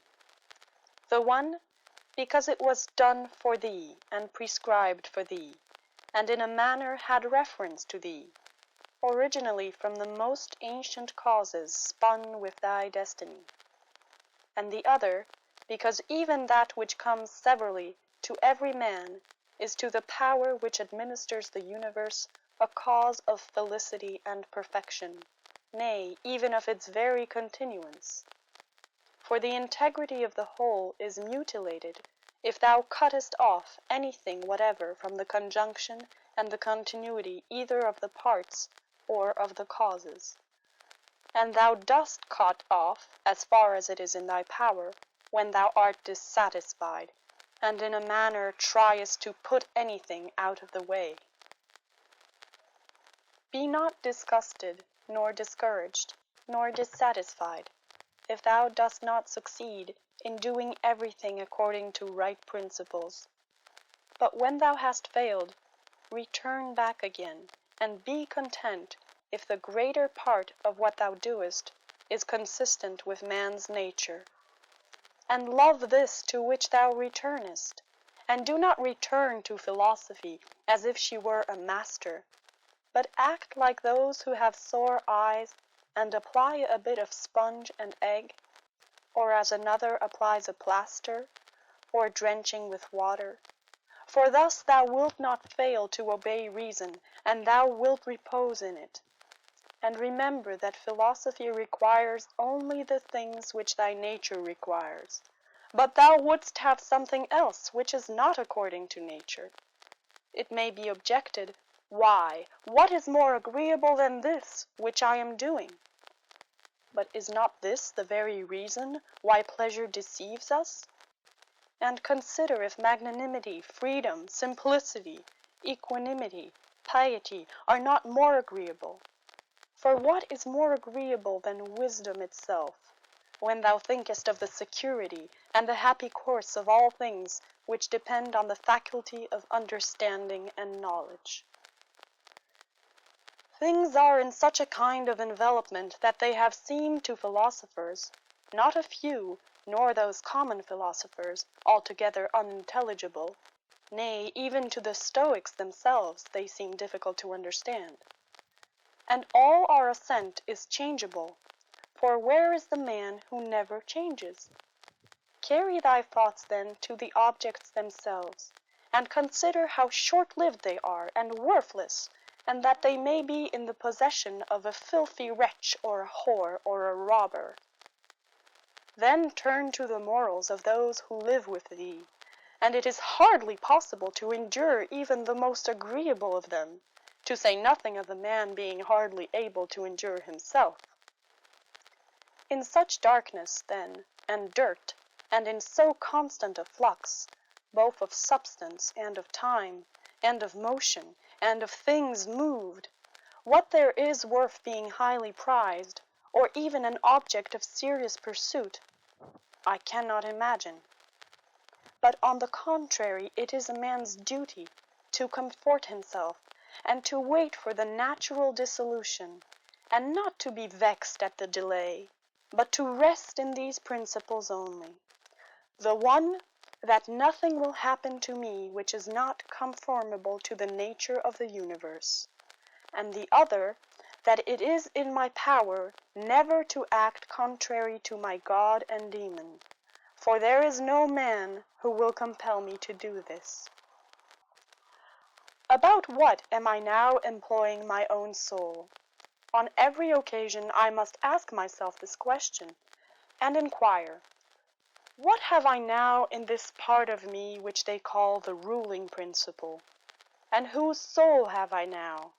That of a child, or of a young man, or of a feeble woman, or of a tyrant, or of a domestic animal, or of a wild beast? What kind of things those are which appear good to the many, we may learn even from this.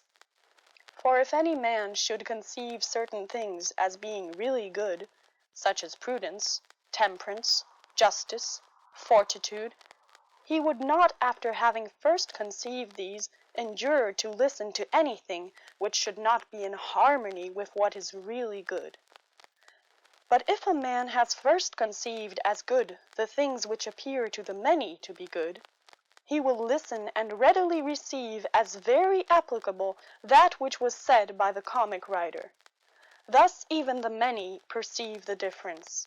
For were it not so, this saying would not offend and would not be rejected in the first case, while we receive it when it is said of wealth and of the means which further luxury and fame, as said fitly and wittily.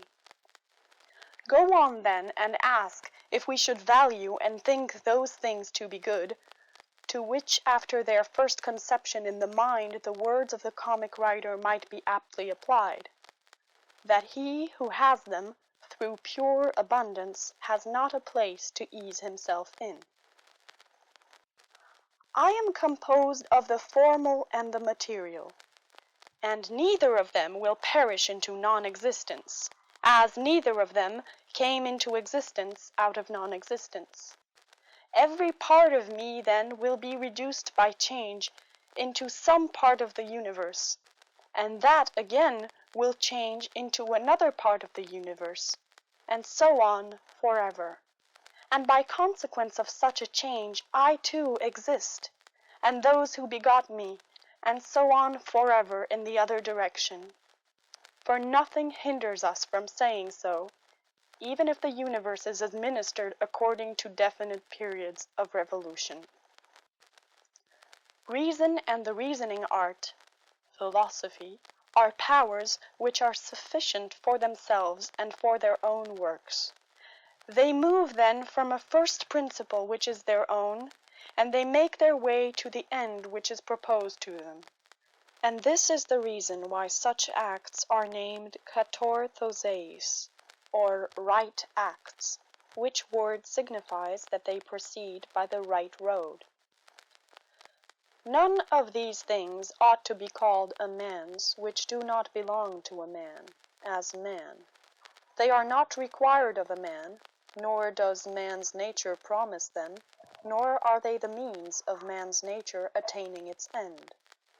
Neither then does the end of man lie in these things, nor yet that which aids to the accomplishment of this end, and that which aids toward this end is that which is good. Besides, if any of these things did belong to man, it would not be right for a man to despise them and to set himself against them, nor would a man be worthy of praise who showed that he did not want these things, nor would he who stinted himself in any of them be good, if indeed these things were good. But now the more of these things a man deprives himself of, or of other things like them, or even when he is deprived of any of them, the more patiently he endures the loss, just in the same degree he is a better man. Such as are thy habitual thoughts, such also will be the character of thy mind. For the soul is dyed by the thoughts. Dye it then with a continuous series of such thoughts as these. For instance, that where a man can live, there he can also live well. But he must live in a palace. Well then, he can also live well in a palace. And again, consider that for whatever purpose each thing has been constituted, for this it has been constituted, and toward this it is carried, and its end is in that toward which it is carried. And where the end is, there also is the advantage and the good of each thing. Now the good for the reasonable animal is society, for that we are made for society has been shown above. Is it not plain that the inferior exist for the sake of the superior? But the things which have life are superior to those which have not life, and of those which have life, the superior are those which have reason. To seek what is impossible is madness, and it is impossible that the bad should not do something of this kind. Nothing happens to any man which he is not formed by nature to bear. The same things happen to another, and either because he does not see that they have happened, or because he would show a great spirit, he is firm and remains unharmed. It is a shame, then, that ignorance and conceit should be stronger than wisdom. Things themselves touch not the soul, not in the least degree, nor have they admission to the soul, nor can they turn or move the soul. But the soul turns and moves itself alone, and whatever judgments it may think proper to make, such it makes for itself the things which present themselves to it. In one respect man is the nearest thing to me, so far as I must do good to men, and endure them. But so far as some men make themselves obstacles to my proper acts, man becomes to me one of the things which are indifferent, no less than the sun, or wind, or a wild beast. Now it is true that these may impede my action, but they are no impediments to my effects and disposition, which have the power of acting conditionally and changing. For the mind converts and changes every hindrance to its activity into an aid, and so that which is a hindrance is made a furtherance to an act, and that which is an obstacle on the road helps us on this road. Reverence that which is best in the universe, and this is that which makes use of all things and directs all things. And in like manner also reverence that which is best in thyself, and this is of the same kind as that. For in thyself also that which makes use of everything else is this, and thy life is directed by this. That which does no harm to the state does no harm to the citizen. In the case of every appearance of harm apply this rule: if the state is not harmed by this, neither am I harmed. But if the state is harmed, thou must not be angry with him who does harm to the state. Show him where his error is. Often think of the rapidity with which things pass by and disappear, both the things which are and the things which are produced. For substance is like a river in a continual flow, and the activities of things are in constant change, and the causes work in infinite varieties, and there is hardly anything which stands still. And consider this which is near to thee, this boundless abyss of the past and of the future, in which all things disappear. How then is he not a fool who is puffed up with such things, or plagued about them, or makes himself miserable? For they vex him only for a time, and a short time. Think of the universal substance, of which thou hast a very small portion, and of universal time, of which a short and indivisible interval has been assigned to thee, and of that which is fixed by destiny, and how small a part of it thou art. Does another do me wrong? Let him look to it. He has his own disposition, his own activity. I now have what the universal nature wills me to have, and I do what my nature now wills me to do. Let the part of thy soul which leads and governs be undisturbed by the movements in the flesh, whether of pleasure or of pain, and let it not unite with them, but let it circumscribe itself and limit those effects to their parts. But when these effects rise up to the mind by virtue of that other sympathy that naturally exists in a body which is all one, then thou must not strive to resist the sensation, for it is natural, but let not the ruling part of itself add to the sensation the opinion that it is either good or bad. Live with the gods, and he does live with the gods who constantly shows to them that his own soul is satisfied with that which is assigned to him, and that it does all that the demon wishes, which Zeus have given to every man for his guardian and guide, a portion of himself. And this is every man's understanding and reason. Art thou angry with him whose armpits stink? Art thou angry with him whose mouth smells foul? What good will this anger do thee? He has such a mouth, he has such armpits. It is necessary that such an emanation must come from such things. But the man has reason, it will be said, and he is able, if he takes pains, to discover wherein he offends. I wish thee well of thy discovery. Well then, and thou hast reason, by thy rational faculty stir up his rational faculty, show him his error, admonish him. For if he listens, thou wilt cure him, and there is no need of anger. As thou intendest to live when thou art gone out, so it is in thy power to live here.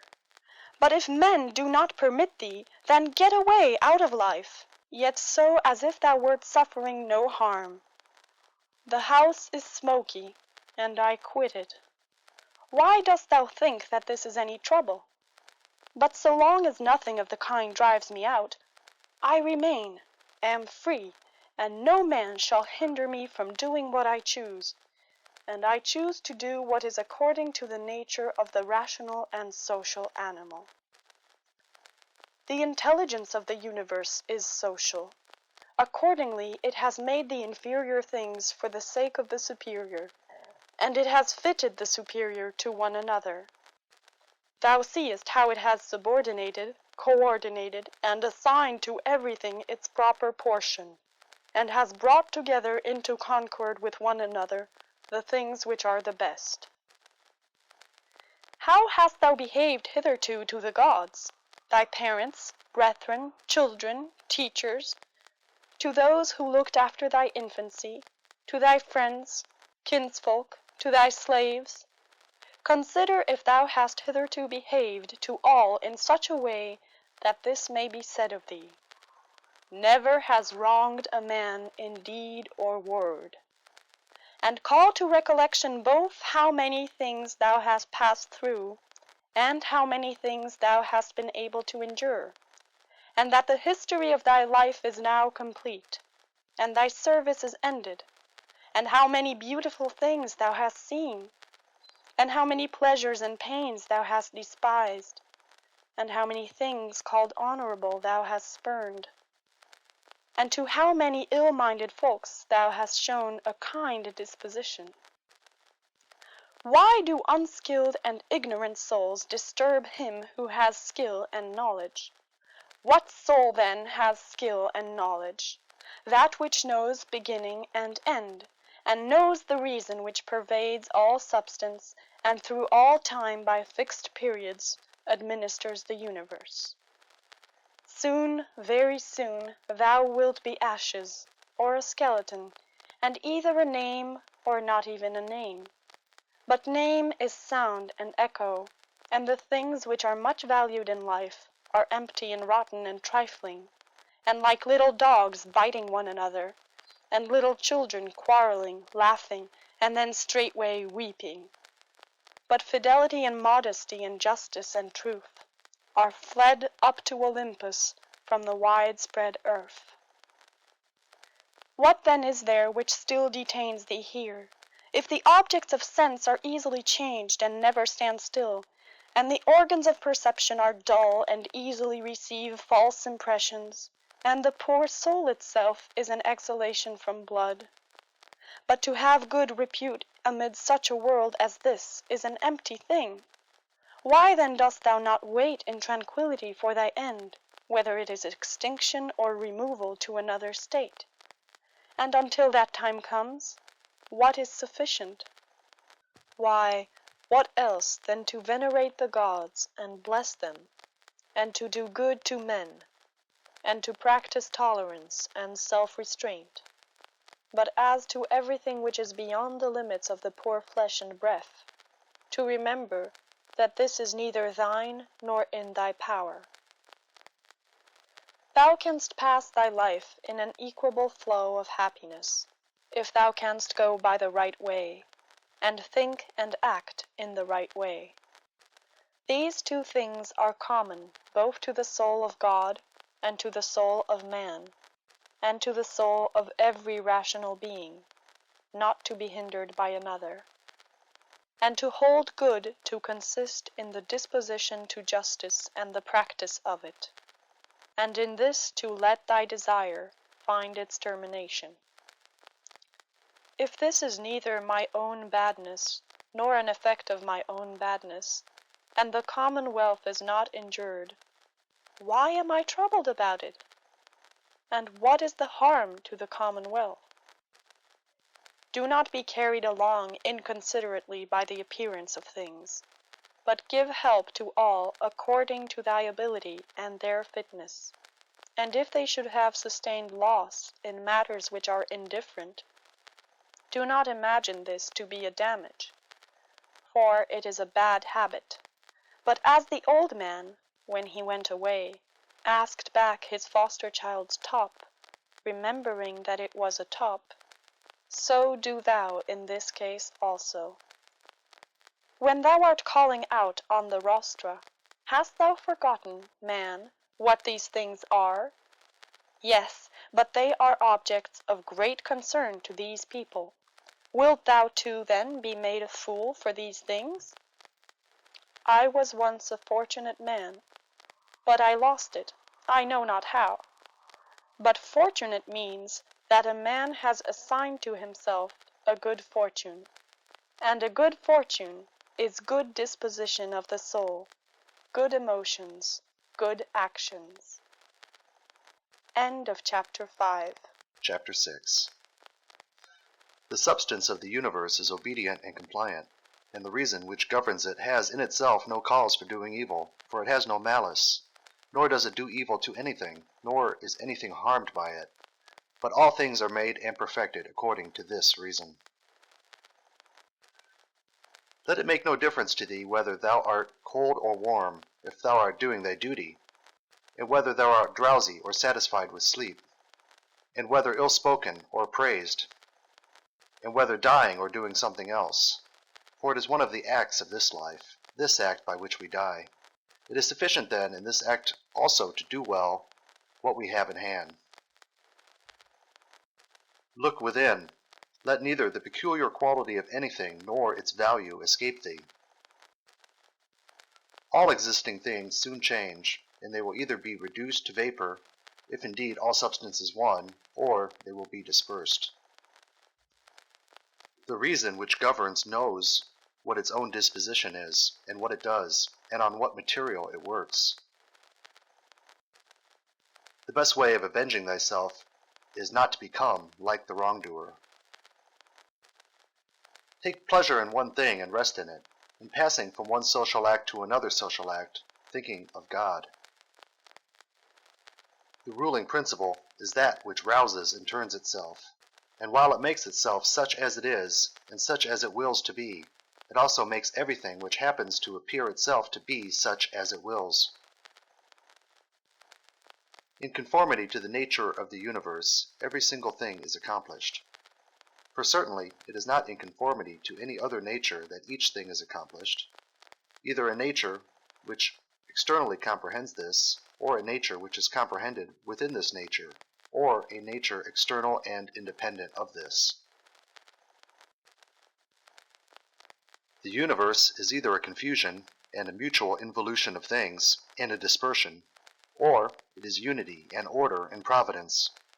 If then it is the former, why do I desire to tarry in a fortuitous combination of things in such a disorder? And why do I care about anything else than how I shall at last become earth? And why am I disturbed? For the dispersion of my elements will happen whatever I do. But if the other supposition is true, I venerate, and I am firm, and I trust in him who governs. When thou hast been compelled by circumstances to be disturbed in a manner, quickly return to thyself, and do not continue out of tune longer than the compulsion lasts, for thou wilt have more mastery over the harmony by continually recurring to it. If thou hadst a stepmother and a mother at the same time, thou wouldst be dutiful to thy stepmother, but thou wouldst constantly return to thy mother. Let the court and philosophy now be to thee stepmother and mother. Return to philosophy frequently, and repose in her, through whom what thou meetest with in the court appears to thee tolerable, and thou appearest tolerable in the court.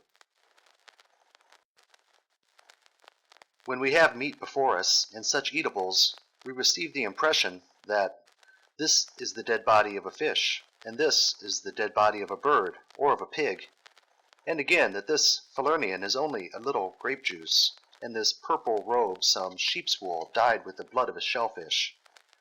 Such then are these impressions, and they reach the things themselves and penetrate them, and so we see what kind of things they are.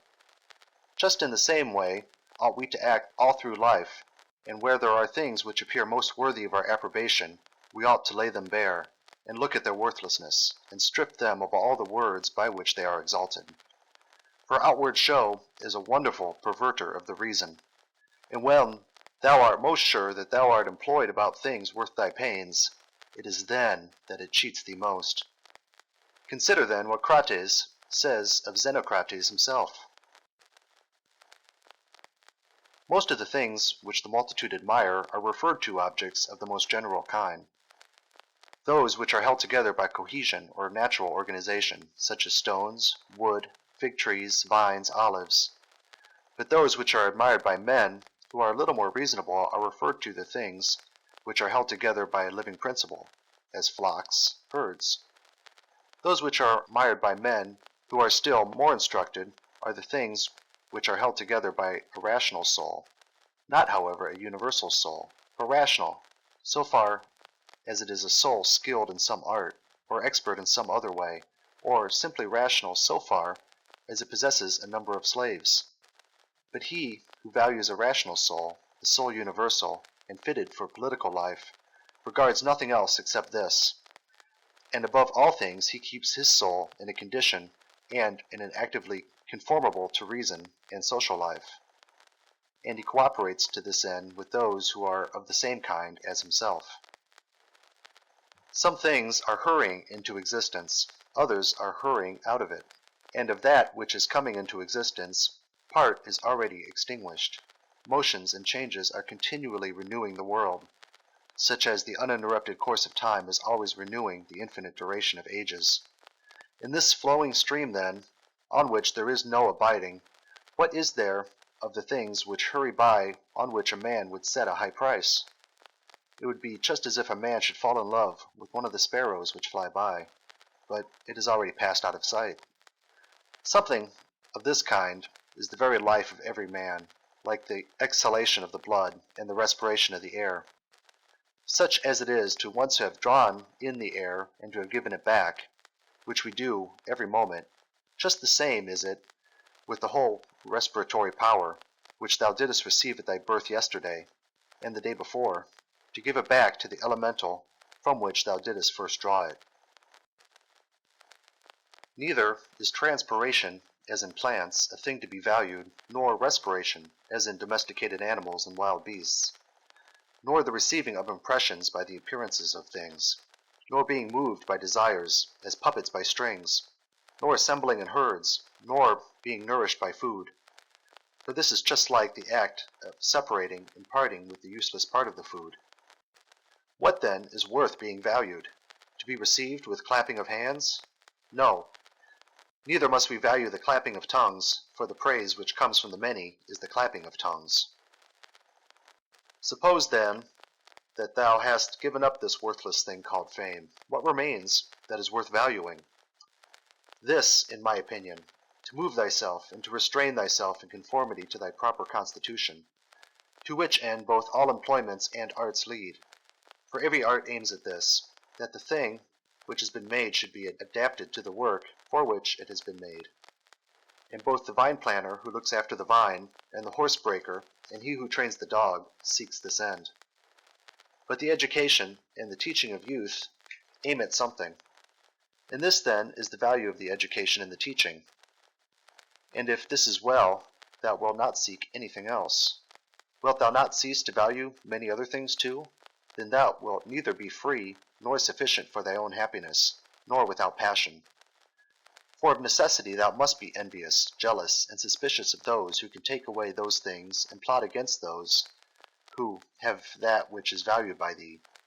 Of necessity, a man must be altogether in a state of perturbation who wants any of these things, and besides he must often find fault with the gods.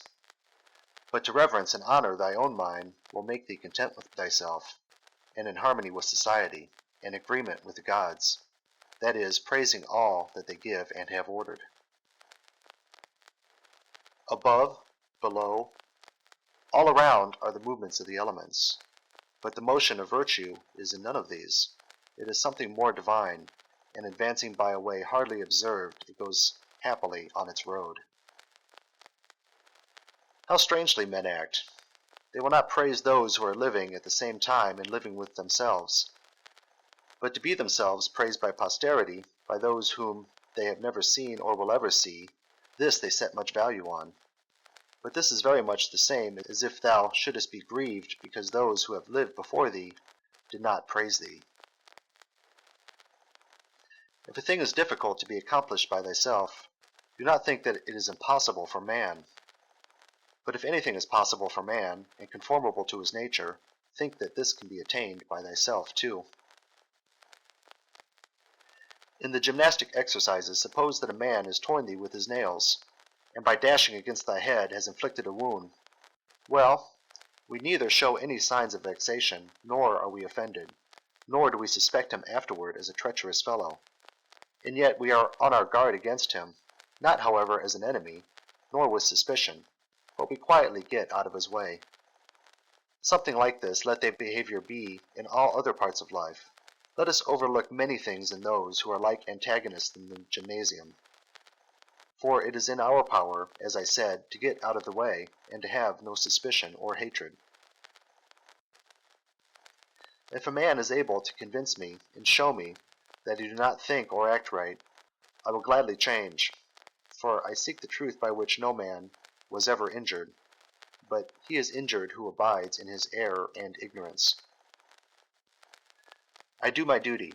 Other things trouble me not, for they are either things without life, or things without reason, or things that have rambled and know not the way.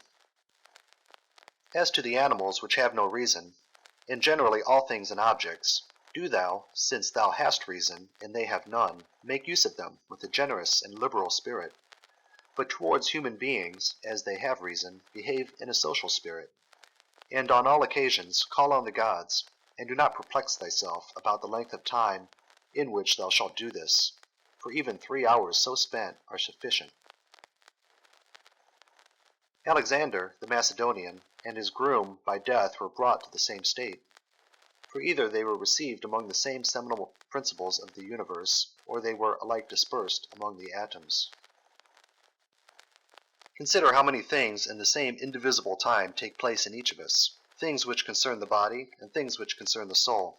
And so, thou wilt not wonder if many more things, or rather all things which come into existence in that which is the one and all, which we call cosmos, exist in it at the same time. If any man should propose to thee the question, how the name Antoninus is written, wouldst thou with a straining of the voice utter each letter?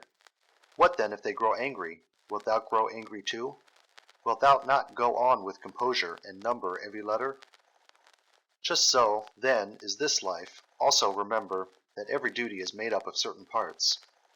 These it is thy duty to observe, and without being disturbed or showing anger towards those who are angry with thee, to go on thy way and finish that which is set before thee.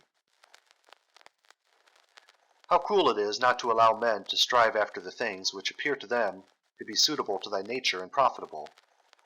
Yet, in a manner thou dost not allow them to do this, when thou art vexed because they do wrong. For they are certainly moved towards the things which they suppose them to be suitable to their nature and profitable to them. But it is not so. Teach them then, and show them without being angry. Death is the cessation of the impression through the senses, and of the pulling of the strings which move the appetites, and of the discursive movements of the thoughts, and of the service to the flesh. It is a shame for the soul to be the first to give way in this life, when thy body does not give way. Take care that thou art not made into a Caesar, that thou art not dyed with this dye, for such things happen. Keep thyself then simple, good, pure, serious, free from affectation, a friend of justice, a worshipper of the gods, kind, affectionate, strenuous in all proper acts. Strive to continue to be such as philosophy wished to make thee. Reverence the gods and help men. Short is life. There is only one fruit in this terrene life, a pious disposition and social acts. Do everything as a disciple of Antoninus. Remember his constancy in every act which was conformable to reason, and his evenness in all things, and his piety, and the serenity of his countenance, and his sweetness, and his disregard of empty fame, and his efforts to understand things, and how he would never let anything pass without having first most carefully examined it and clearly understood it, and how he bore with those who blamed him unjustly without blaming them in return, and how he did nothing in a hurry, and how he listened not to calumnies, and how exact an examiner of manners and actions he was, and not given to reproach people, nor timid, nor suspicious, nor a sophist.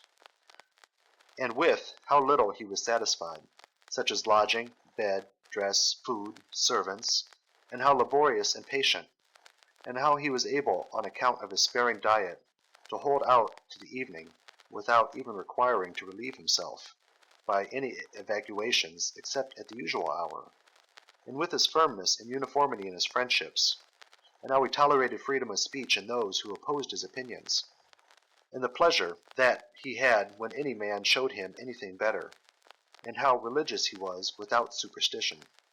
Imitate all this, that thou mayest have as good a conscience, when thy last hour comes, as he had. Return to thy sober senses, and call thyself back, when thou hast roused thyself from sleep, and hast perceived that they were only dreams which troubled thee. Now, in thy waking hours, look at these, the things about thee, as thou didst look at those, the dreams. I consist of a little body and soul. Now to this little body all things are indifferent, for it is not able to perceive differences. But to the understanding, those things only are indifferent, which are not the works of its own activity. But whatever things are the works of its own activity, all these things are in its power. And of these, however, only those which are done with reference to the present. For as to the future and the past activities of the mind, even these are for the present indifferent. Neither the labor which the hand does, nor that of the foot is contrary to nature, so long as the foot does the foot's work and the hand the hand's. So then neither to a man as a man is his labor contrary to nature, as long as he does the things of a man. But if the labor is not contrary to his nature, neither is it an evil to him. How many pleasures have been enjoyed by robbers, patricides, tyrants? Dost thou not see how the handicraftsmen accommodate themselves up to a certain point to those which are not skilled in their craft? Nevertheless they cling to the reason, the principles of their art, and do not endure to depart from it.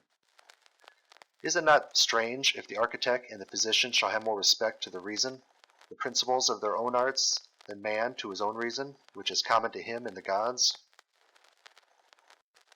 Asia, Europe, are corners of the universe. All the sea a drop in the universe. Athos, a little clod in the universe. All the present time is a point in eternity. All things are little, changeable, perishable. All things come from thence, from that universal ruling power, either directly proceeding or by way of sequence. And accordingly, the lion's gaping jaws, and that which is poisonous, and every harmful thing, as a thorn, as mud, are after products of the grand and beautiful. Do not imagine, then, that they are of another kind from that which thou dost venerate, but form a just opinion of the source of all. He who has seen present things has seen all, both everything which has taken place from all eternity, and everything which will be for time without end, for all things are of one kin and of one form. Frequently consider the connection of all things in the universe in their relation to one another. For in a manner all things are implicated with one another, and all, in this way, are friendly to one another. For one thing comes in order after another, and this is by virtue of the active movement and mutual composition and the unity of the substance. Adapt thyself to the things with which thy lot has been cast, and the men among whom thou hast received thy portion. Love them, but do it truly. Every instrument, too, vessel, if it does that for which it has been made, is well, and yet he who made it is not there. But in all things which are held together by nature, there is within, and there abides in them the power which made them. Wherefore the more it is fit to reverence this power, and to think that, if thou dost live and act according to its will, everything in thee is in conformity to intelligence. And thus also in the universe the things which belong to it are in conformity to intelligence. Whatever of the things which are not within thy power thou shalt suppose to be good for thee or evil, it must of necessity be that, if such a bad thing befall thee, or the loss of such a good thing, thou wilt blame the gods, and hate men too, those who are the cause of the misfortune or the loss, or those who are suspected of being likely to be the cause.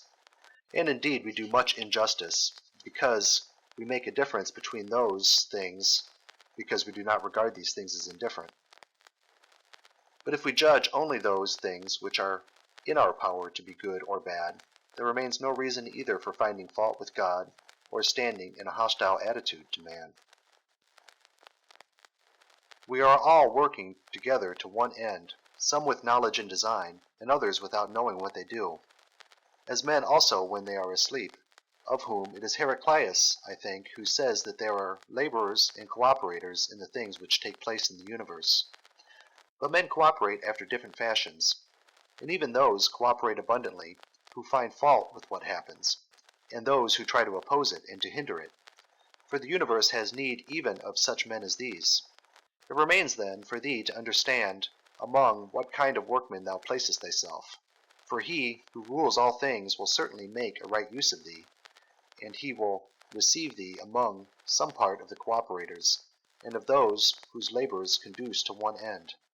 But be not thou such a part as the mean and ridiculous verse in the play, which Chrysippus speaks of. Does the sun undertake to do the work of the rain, or Aesculapius the work of the fruit-bearer? And how is it with respect to each of the stars? Are they not different, and yet they work together to the same end?